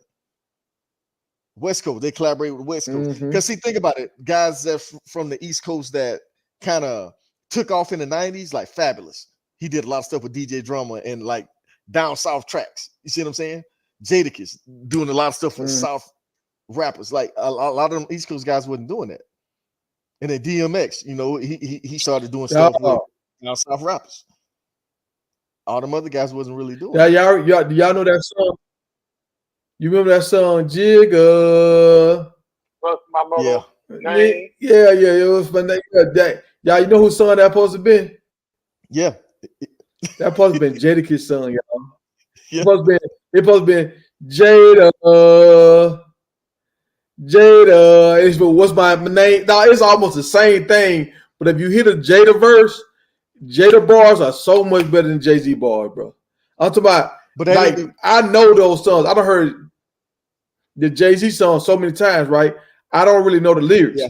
I heard the Jadakiss song 2 times, and I know the lyrics because his lyrics are so hard, it just stuck in your mind. But that ain't the first time he did that. He dropped the ball on that. Now remember the guy, what's that song?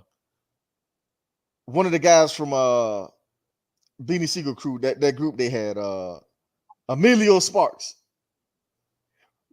He had a hit song. Mm-hmm. Jay-Z took his song just like that. The song was supposed to go on his album, and Jay-Z put it on his album. Same hook, everything. So they talking about, I mean, ain't that's a form of ghostwriting? You know that's what That's not your work. That's his work. But oh yeah, that's all Jay. And see, that's what I don't find out. Like Jay-Z and his lyrics, just like Jay-Z was like the first Drake. But remember, he was getting lyrics for other people. Cameron got a song where he showed you every line that Jay-Z bit from Biggie and made it into a hit song. Yeah, dog, Biggie. But Swagger Jacker by that. Cameron. Go listen to Swagger Jacker by Cameron. Yeah, okay. Like but if you go 99 Problems, but the bitch ain't one. That's Ice Cube song, bro. Not Ice-T. Ice-T. That's Ice-T song. That's Ice-T song. Yeah, like if you go back and look at Jay-Z's career, but even Biggie did it a little bit. Now, it's crazy. Even Biggie stole his song, that the song that he went popular for. It was a dude out of Alabama named Big Papa that they stole that from. Like, it's crazy. But if you look at Jay-Z's career, it's a song called "I'm Not a Writer, I'm a Biter" on YouTube. I'm not a writer, I'm a biter. And they show how he take everybody's song and what he would do. So say if the song that he's stealing the lyrics from. Yeah. If the song is a fast song, Jay-Z will slow it down. And he'll use your same words as in a slow song. And then if you got a slow song, he'll do it with a faster song. So the tempo changes, so it's harder for you to catch it, pick up on it, because the tempo is different. Yeah. Yep. So Jay-Z been stealing for a long time. But you remember that time when Future was saying Beyonce had took his song? Oh, no. Beyonce had taken a lot of people's songs. What Beyonce do is she'll pay for it and put her name. She'll pay you for her name on it, acting like she wrote it, so you won't get no royalties from it. Yep. Yes, exactly, and that's why they love it. Because like A-Marie, Carrie Hilson, A-Marie, even Jennifer Lopez too stole. Like Jennifer Lopez stole some A-Marie stuff too, and Beyonce, because they did a special with A-Marie and they showed the videos. They showed everything, the whole style. They stole A-Marie style. That's why she left the industry. She was like, you know what, you can't win with that. Yeah. So that, I mean, that's I didn't know it was that diabolical. So these superstars, they this close to being just like us, bro. They this close. They 2 ham sandwiches away from being in our boat. Like even like the Yin Yang twins and all that stuff, they were talking about how they were living. Like they had a big, nice house, but that was back in the day in Atlanta when the stuff was affordable. Like, but they were still staying together though. Mm-hmm. You know, Sean J and Phil Ma, Sean J was staying in his mama house. So he was talking about how Luda got him. He can get paid. Well, you know, like there's nobody touring. They're not touring no more. So they should have took what's your man name that you was talking about? That showed them how to break the code, like streaming. See, a lot of people didn't adjust to that like right away, because if you ain't touring, you're not really making money as an artist. Like when they give you that upfront money, if you blow through that, if you blow through all that upfront money, bro, you ain't got no money coming in if you're not doing those shows. Like when I was DJing in Atlanta, like artists ask for like a fee, like just to show up. Like you can get like $2,000 just to show up. You ain't got to perform or nothing. But if you want them to perform, then you got to pay more. But that's how they making their money in Atlanta. Just going to club to club, they getting paid to go to those clubs. It ain't much, but you know. And this is the thing. This is the thing that's misleading with all this rap stuff, y'all. You know how a football player get a signing bonus, and that's his money. Yep. When a rapper gets a signing bonus, that's a loan. So they got to pay that money back. So that's what throws everybody off, because you think you got all this money. That's how them dudes be holding the money phones and all that kind of stuff, because they got their advance. And a lot of these kids don't even have no bank account, so they go get that junk in cash. But once you run through that money, you got to pay it back with interest. So you never really had. You won't always really be broke. So promo, you might can go get you one of them bad chicks from back in the day and scoop her up, Nah. dog. She probably Mm-mm. hurting. What my man say back then you didn't want Jim- me? Nah. Mike Jones, back then you didn't want me. yeah, Nah, dog. hey, I'm good. she can sing to you I'm at night. good, dog. No, sir. She can sing to you at That's night. crazy. That's crazy because I remember back in like 04, 05, so like that. Hey, Mark, you got some beeping in the background, Mark. Oh, my bad. That's my fault. Stick it up. Hey, but back in 04, 05, Amari used to he used to be with us in Orlando. We used to work out and stuff and all that. So Amari Stoudemire? Yeah, he used to be half of summer. He used to get paid 10 G's for a club appearance. And he used to hit about 6 clubs a night. Per club, bro. Crazy. Yeah, they get paid, we used bro. to club hop. And we used to club hop. And they, Amari in the building. We'll be there 30 minutes. He's gone to the next one. Down the road. You know what I mean?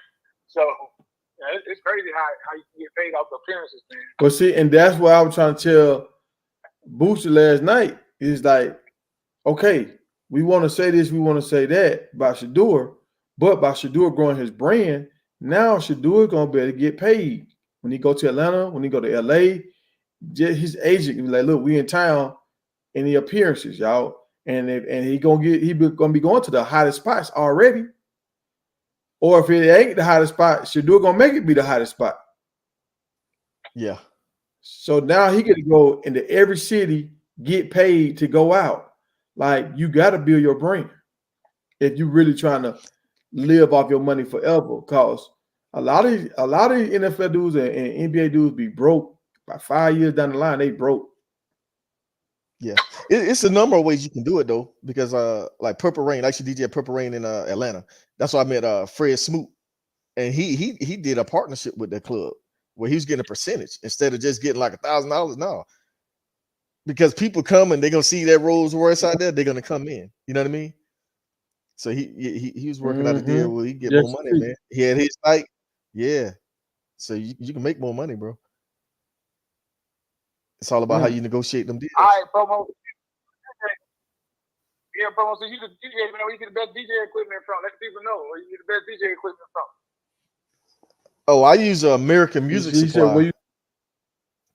Yeah, American Music Supply, because you can make payments. Like, let's say if they got a kit, is you get the turntable, speakers, everything, the whole shebang for like $85 a month.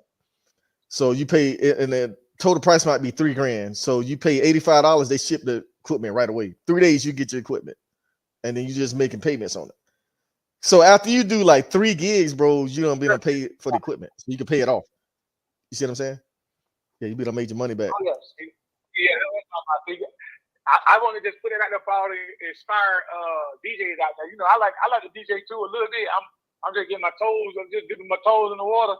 But I ain't trying to sometimes do a big event. But I like music. Oh yeah. I just want to I want to buy the equipment, turntable. You know. Hey, Mark got us kicked out of our luxury apartment. Well, no, our luxury house in goddamn Orlando. Trying to be a DJ, dog. The police came and kicked us out there, bitch, dog. It was crazy. It was crazy, dog. We had a big party, dog. Mark outside on the with the microphone in his hand, talking to the police. Come on in. We having a party. Hey, man. But then before the police showed up, I know, like, I gotta get y'all stuff, get up out of here. I was like, oh Lord. Yeah. No, but on the real though, bro, that's what that's like the best. Like, if you want to do a part-time, that's like the best part-time job you can get, bro.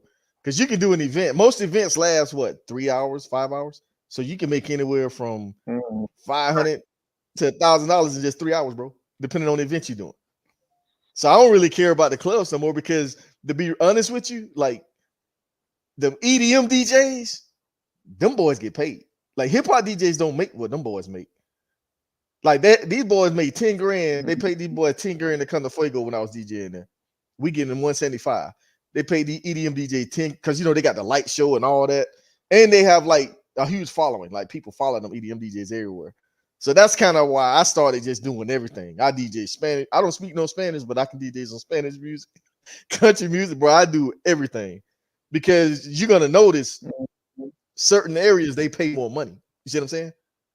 So if they're not really paying no money to just DJ in the hip hop spots, you got to be more versatile, bro. Because they still want hip hop, and like when you DJ and like the white people weddings and parties and stuff, they want hip hop too, but they paying more. The Spanish parties. Mm-hmm. So that's why I just started doing everything, rock and roll, country, whatever you want. Hey, you paying, I'm doing it. I just learned how to do that shit, bro. Because I got some partners that they just want to do hip hop, bro. They refuse to do anything else but hip hop. That's all they want to do. Hey, Mark, promo, he DJ for Dr. J, Julius Irving. Oh, yeah. Yeah, he like the old school music. Yeah, I did this Christmas party at his crib. He cool dude, man. He like that.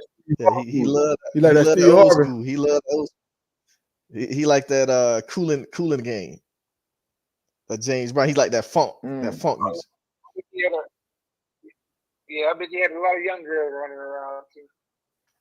Oh, nah. He married. Because I met him because the Purple Rain, the owner, she's friends with his wife. So I had DJ for his wife and her friends. They had like, I don't know if it was a baby shower or something at Purple Rain. So then, when they DJ couldn't make it to do their Christmas party at their house, they called me, and I was able to go over there and bless them. That was pretty cool though. Mm-hmm. That's all right, Yeah, man. You meet a lot of people. So y'all get ready for the night. Now we going in heavy Colorado tonight. We talking about how Colorado upgraded their team through the portal this year, the guys they retained, the guys they brought in. We talking about what guys out of the class next year, the high school recruits, top high school recruits can come in and help us the most. Because we're going to lose a lot of people next year. We losing more starters next year than we lost this year. More people that produce, let me say that, more people that produce. So we got to replace a lot of guys next year. So y'all come with y'all receipts, man, and who y'all think we need to get, who we need to target. Because once we find out what guys we need to target, I'm going to make videos. Talking about these guys and whatever, and I'm going to show them how when they name is mentioned with Colorado, how they get way more views than if they name is mentioned with Alabama or Florida or whatever schools they talking about going to. So I'm going to try to show that and just try to help Prime out and be a part of the process. You know what I'm saying? If I can feel like I had a hand in this thing, we can all have a hand in it if we work together. And what else we're going to talk? We're going to talk about the NIL. They're saying the quarterback, Rashida, they said he just fixed the NIL deal. Somebody saying he just broke the NIL deal. So one or two, we're gonna get a better understanding of what's going on with this NIL deal. And we got this thing going on with McLean with that. They saying they're gonna change the rules on that too. So you can't have no walk-ons with NIL deals. So we got a lot to talk about tonight, y'all. So I want y'all to tune in, man, and come with it. I want y'all to bring that heat because the panel ready. I'm gonna have a group of guys on there. So and Federer Q, I want you to jump on again tonight. And Diggs, I see you popping in here, Diggs, but I want you to jump on one of the shows one time, Diggs. Diggs, what's good with you? Mm-hmm. But hey, we got any NBA games tonight, Mark? Oh yeah, we got the first round of the Eastern Conference Finals. Indiana versus Boston, which y'all know my pick was Boston is definitely going to the finals. They're gonna win it all. That's what I got there. So that's game one tonight. So y'all tune in. You want to make some money? Bet on Boston. Hey, this might be a sweep right here, y'all. I got a question for you. Game, but this might be a sweep in the Eastern. I got a question for you, my man. I'm ready. The point guard for Indiana. You think he gonna have another game like that Game 7 game? Because he was lights out. Halliburton, he won't. That was the only pretty decent game he had. But one thing you gotta understand, Drew Holiday. When they got Drew Holiday, that's what they got him for. Yeah. See, Drew can lock you down and still score. Right. You know what I mean? So, Right. If you holiday, I'm telling you, so Right. Boston is a total complete more than anybody. But like I said the other day, if Porzingis come back, just give Boston the trophy. It's over. You know, just give it to him. Ain't nobody gonna do it. I forgot they had Porzingis. I forgot they even had him. And I think he's starting tonight, if I'm not mistaken. I think Porzingis is coming back out that injury. I'm not for sure. I got to go back and look at the notes and everything and what everybody's talking about. But I think Porzingis is making his debut back tonight in the playoffs. But if he come back, hey, there's no one out there that has a more dynamic team than him. And Minnesota got close. Minnesota don't got enough scores though. You know what I mean? Like, see, Boston play defense and they got a whole bunch of scores. So it's like if Jason Tatum don't go off, I mean, you might have Drew Holiday and Brown going off, or you know, I mean, it's crazy. Them guys they're set, they feisty, and they play great defense. So I don't see nobody beating them, and I think that Porzingis is coming back. I'm trying to skim through as I'm talking, but I think if Porzingis come back, man, it's ugly. He blocks shots, he do everything now. Porzingis playing like he should have been playing. Right. No pressure on him no more. Right. And think about it. He's not getting no double teams. Right. You can't. Right. You can't double team him. Yep. Too. So you know what I mean? He's 7-3 from the 3. I mean, he gonna post you up and he's blocking shots on the other end. So he's like, I mean, I don't care what you say, 7-3 or 7-3. Hey, that's tough. I agree, bro. Hey man, please tell me, because you're the NBA expert. Please tell me, because I keep hearing these rumors about these Hawks. Please tell me we're gonna draft that center, bro. Sars. Alex Sars has to be the number 1 drafted. He gotta be. If the Hawks drop the ball, he got to be. The draft is weak this year, and that's why Bronny James will go in the first round. By the way, because the draft is very weak this year. You probably got like, even for the overseas players, you probably got like a solid 24 people this year. I mean, I'm talking about solid. It's only about maybe 3 all-stars maybe come out in this draft. Maybe they could become all-stars. Sar's gonna be number 1 pick. I mean, who can go by and up on a 7-footer that can stretch and block shots, handle the ball and everything else. And he already let's remember now, he's already playing pro. So you know what I mean? He's not coming from college either. So you know what I mean? Right. He's already at the pro from the league tonight. You know, so he's already playing against pros. So you can't go get a college kid because they haven't played at the pro level yet. Or you can't go get a European guy, which they talking about is one guy from France that might go 1, but his name has disappeared in recent days. I can't remember his name, but he was from France. That's who I believe that the Spurs will pick. That other French guy, because he's like a 6'7" footer, and he do too. But he only averaged like 12 points over there. I don't know why everybody was so high up on him. He only averaged 12 points over there in France. So they was acting like he was killing or something. Like, you know what I mean? But he don't really stand out to me. But Sar is the guy that you have to get. If none of you guys that's listening right now never went to go watch Alex Sar, I got put on him by TV. When you go watch it, you're gonna say, "Oh yeah, this guy is super legit." Hey, promo showed to me. Everybody. Promo gave me that. I didn't know who he was. Promo, did you tell me about him, Promo? Yeah, the dude shooting 3-pointers, blocking shots. I mean, he can do pick and roll, switch. He can switch with anybody. He's an athletic big man. He's not like a slow-footed big man. Like, this dude can jump. Like, he's really athletic. So I'm like, they can't drop the ball, man. They can't drop the ball. If the Hawks, this is the first pick in the history of the Atlanta Hawks. If they don't pick the best player in the draft, because they got the first pick, I don't know what's going on. I don't know. But the Hawks be Hawking.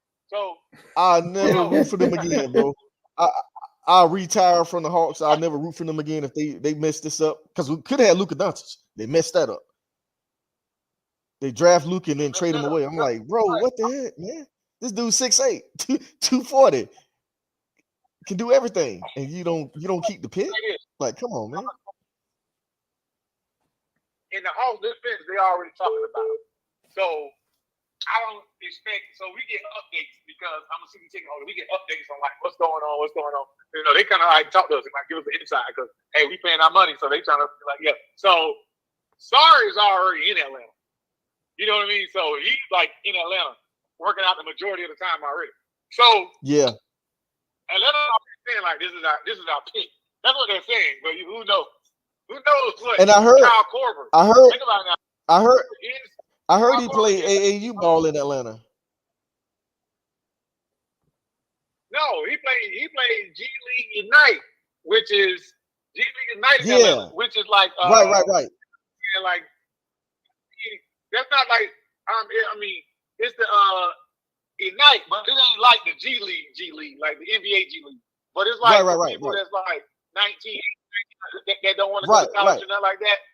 Yeah. And they go 1 year, quote unquote pro before they can come. Right. So that's where Jalen Green played at. Yeah. And the guy from Houston Rockets, he played on that team. Right. No, that's one of the twins. Jalen Green. Yeah, Jalen Green. Yeah. One of the twins from the Rockets. So those guys are. I mean, they play a pro schedule all year long. You know what I mean? So I don't know, man. If they mess this up, man, I might have to cancel my season tickets for next year, man. I think that he's the guy. I mean, watching all the draft picks and all that, like, there's nobody draft like him. Yeah, there's nobody in the draft like him. There's nobody even come close. Nobody. Hey, let me ask you a question. I've been hearing rumors about Devin Booker wanting out of Phoenix. Like he wants to go to New York. Would you try to package there? Because Phoenix need a point guard. Would you try to send Trae Young to Phoenix and try to bring Booker to Atlanta? I don't know if Booker would want to come to Atlanta, but I'll do anything to get rid of Trae Young. Not trying to be funny or biased, but I think I'll be open, and I'm pretty sure they're making Devin Booker might be making about the same amount of money, so it could be like a good even trade, right? You know, for that. If man, I'm telling you, with a Devin Booker, with Murray running the point, and Booker at the 2 in Atlanta, and Sarr at the 5. Yep, that's what I'm talking about. That you got something. Yeah, you're gonna have somebody that's a team. You got a guy like Murray can get you 25 points and 8 assists a night. And Booker, rebounds too. Booker can do. Everybody know what Booker can do. Yep. Yeah, and Booker, he's gonna score. So we already know that. You get Sarr on the same level, and the Hawks still got some good, solid players that like Hunter, if he can stay healthy, he gonna start at the 3. 6'8" can still shoot it. They got a good, solid team. But I think I keep telling everybody, the Hawks got to get rid of Trae Young. And I'm telling you, if I was a GM, I'd be shopping him around to get rid of him. Yeah, and I know that's a great look though for the trade for Booker to come. That would be great. That would be wonderful. Hey, hold on. I just seen this by College Brown. He said South Carolina will go 2-38 in the WNBA. Do y'all think that? Who? South Carolina. Yeah, South Carolina. Yeah, they'll go 2-38 in the WNBA.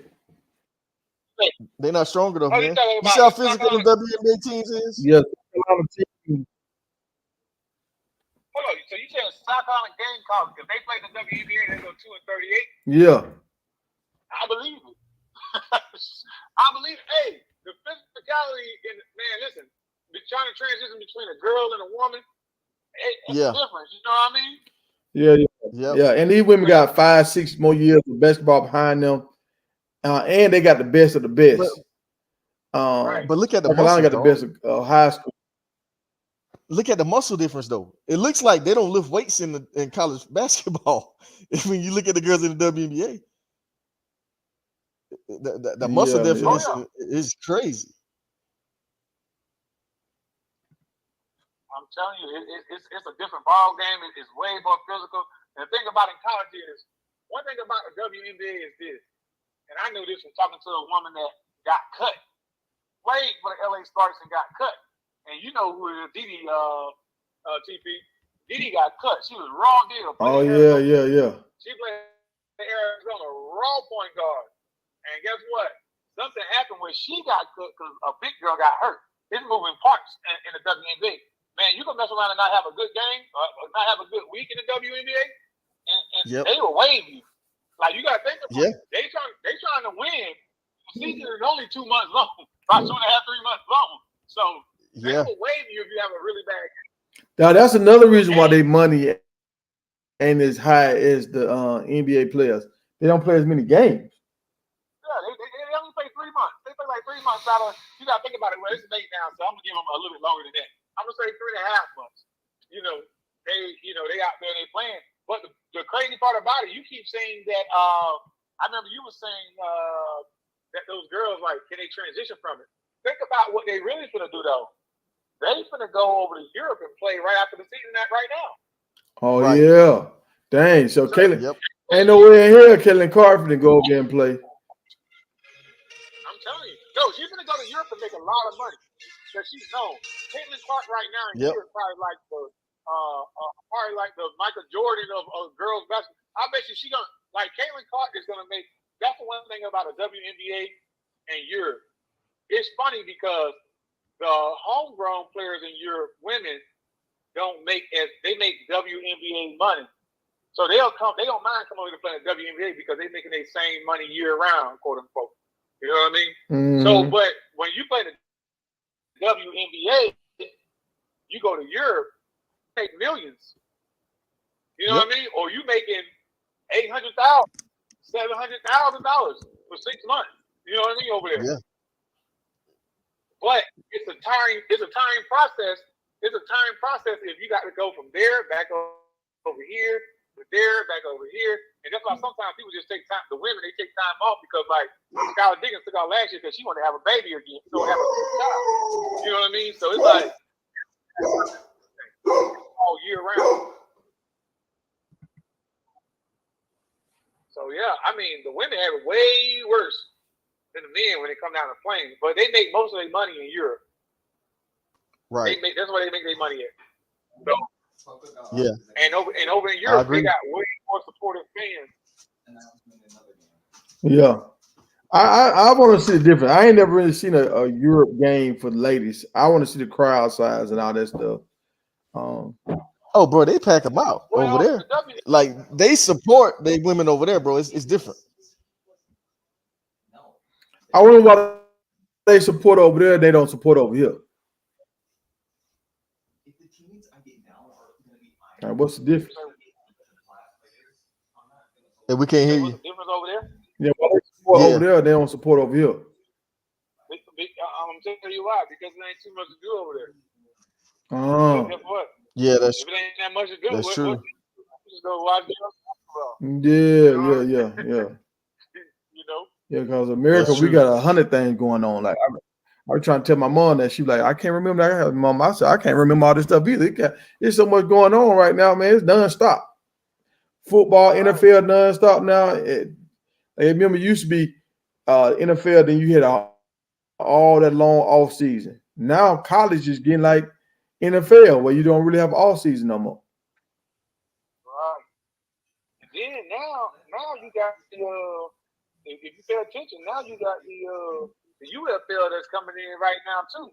They started today. Yep. They started today. No, they've been already playing. I thought they already been playing. The UFL started today, if I'm not mistaken. Because I watched some highlights the other day. No, because old boy, he hurt his neck. The guy from UCL, that kicker y'all had destroying, he hurt his neck about a month ago. He got hurt. Yeah. That must was free. Yeah, that. No, the UFL. Now preseason. Yeah, we must be preseason. Let me see. We can look it up, man. I'm gonna see now. Yeah, that's one thing. One thing about the good internet these days is that you don't have to ever debate with anybody. Yeah, you can look it up. Back in the day, we used to argue for 4 hours.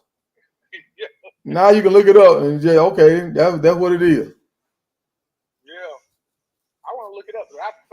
say the season opening. Because I want to, and you might be right, because I want to follow some of them games so I can report on some of them folks. Because I'm a big on trying to give people a platform while I'm trying to grow. I'm trying to help other people grow. Right. That's the thing, though. Hey, might need to reach out to the Rock. Hey, tell the Rock, what's up, man? We'll be your, we'll see your podcast. Hey, that's what I. Yeah, cause ESPN now them they ain't gonna rock with them because they don't get enough views. Yeah. Hey, that's what I was telling, man. I'm like, hey, he should send a rock, like send him a little note, DM him, man. Beat the NFL to the punch. Like try to get some USFL teams over in Europe. Well, see, like I'm starting to get better now with all my internet stuff, putting pictures up, all that. Once I get up the part where I want to be, then I'm gonna reach out to some of these folks. When I'm struggling streaming and all that, they'll look at my stuff and be like, man, your quality trash. So I'm just waiting until I get up to a certain level before I reach out to folks. Nah, but you gotta look though. Some people look and they'll look at that as an opportunity to help you grow and them grow at the same time. You see what I'm saying? Yeah, that's true. Why that boy AJ McCarron still in the UFL still? Yeah, he's still there. He's actually doing pretty good. Oh yeah, he did good last year. Him and the Battle Hawks just reached the deal. Let me see. My phone running slow right now. I'm trying to see. I'm gonna go look at the schedule, the standings. But I thought they started the regular season today. Now I think they've been started because their season got to end before NFL season starts. So they got. Oh, so they got it. So what happened is, okay, I see what's going on. Hold on, it's crazy. Hold on, they say UFL. Oh, UFL standings. So it's the USL versus the XFL. So they put them together. Yeah, they merged together. Them guys done play. Them guys got 8 games in. Yeah. They already played 8 games. Yeah. And they merged. Yeah, I told you, they've been playing. I think they're gonna put a team in Georgia next year. They're supposed to be expanding the league up. Putting more teams in.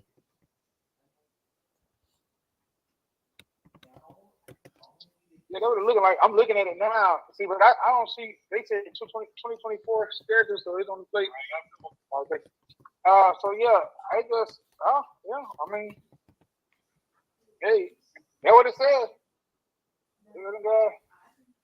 Them guys got 8 games in. I didn't even know that. They said overall on it. I thought I seen something that said it's about to get ready to start. It might be getting ready to start the playoffs. So what I want to do is the number 1 team, the top 2 teams, start promoting on them.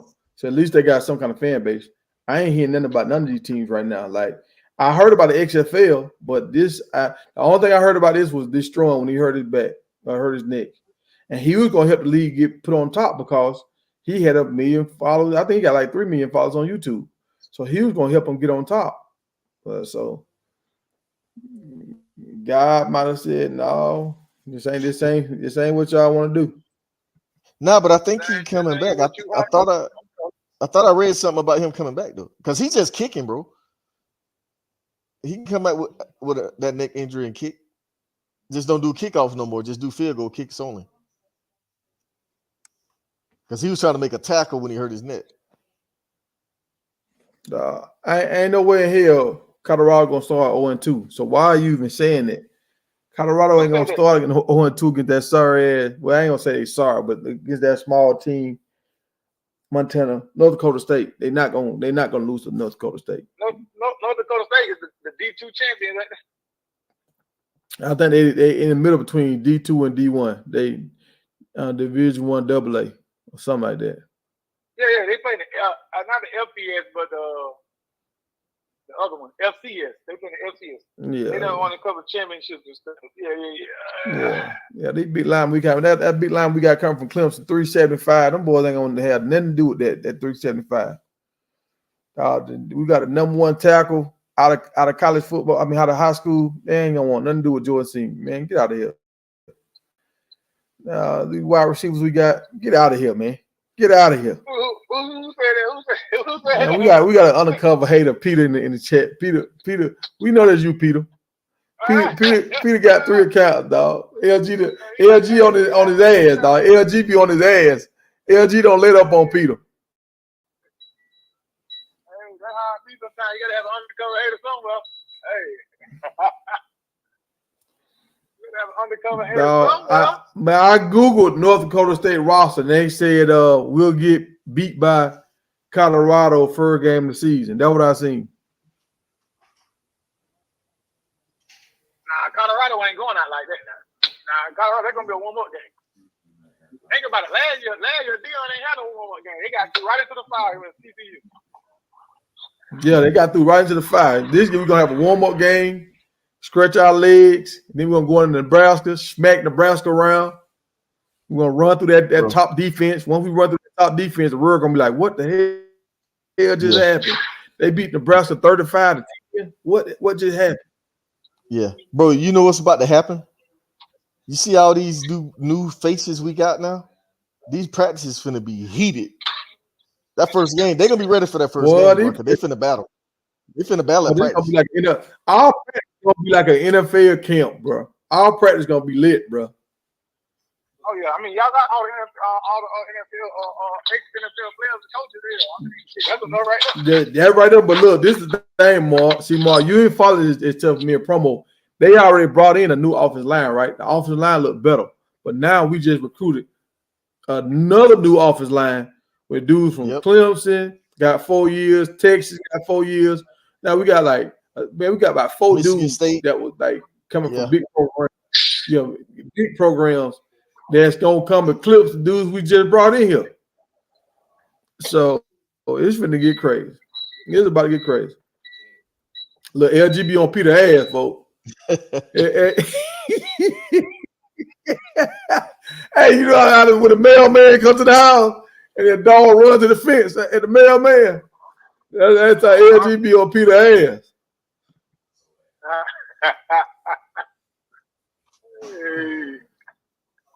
Hey, boy, tell him you better don't run, boy. Get on him. So you ain't going against y'all Colorado Buffalo.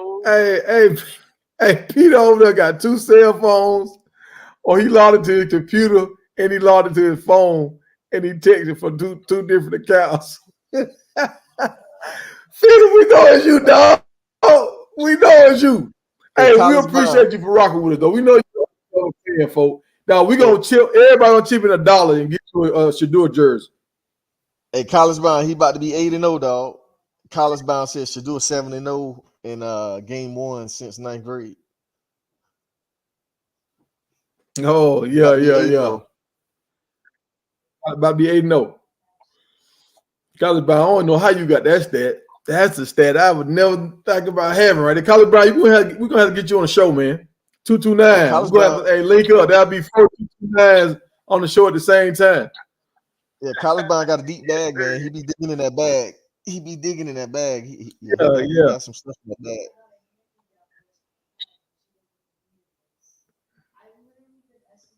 Yeah, hey, Peter's over, Peter. Hey, well, guys, I'm gonna jump out. Yeah, man. Hey, down this road, man. Yeah. Show's over, y'all. Hey, I'll see y'all tonight at 10, man. I'll see y'all tonight at 10. Appreciate you, Ace, Sauce, and Promo. Keep doing your thing, folks. Appreciate you for jumping on. I know you got to handle stuff with your baby girl. So. Oh, yeah. Y'all good, bro. All right, Mark, be safe out there, homie. All right, chat. All right. Yep. Sensei, College Bound. We will holler at y'all boys later. I'm gonna get these lads coming. Yeah, I know, Sensei. You put us on the other night. You say you got 3 different accounts. That one with that teddy bear, and you got one with like the Marine, motivated, dedicated. Well, we on you, Peter. Oh, Tiger. One other thing before you leave. I'm going back to remember that debate we had. We're gonna have 2,000-yard receivers, and I'm gonna go with 1,000-yard running back because I don't know. Because remember I said 2 running backs that can hit 1,000 the first time. So now I'm gonna say One running back gonna get 1,000, and I believe we're gonna have 2,000-yard wide receivers. Which two, I don't know, but I think we're gonna have two. I'm gonna stick to it. They say we're supposed to have another running back coming in here. Because Prime offered another guy. Oh yeah, the dude. They say he run like Barry Sanders. The video I sent you a video. You better check it out when you get off of here. They say he's a former Alabama running back. He's a junior. I'll check him out. Yeah, he's a junior. Coming in.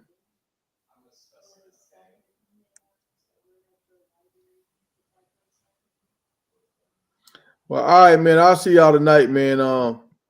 And we're gonna get to it. We're gonna get to it. Yeah.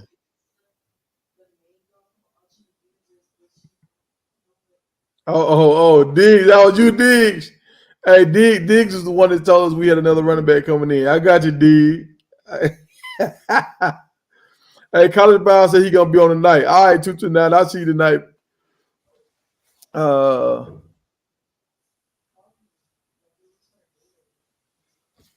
right, Bo. I'm out of here. All right.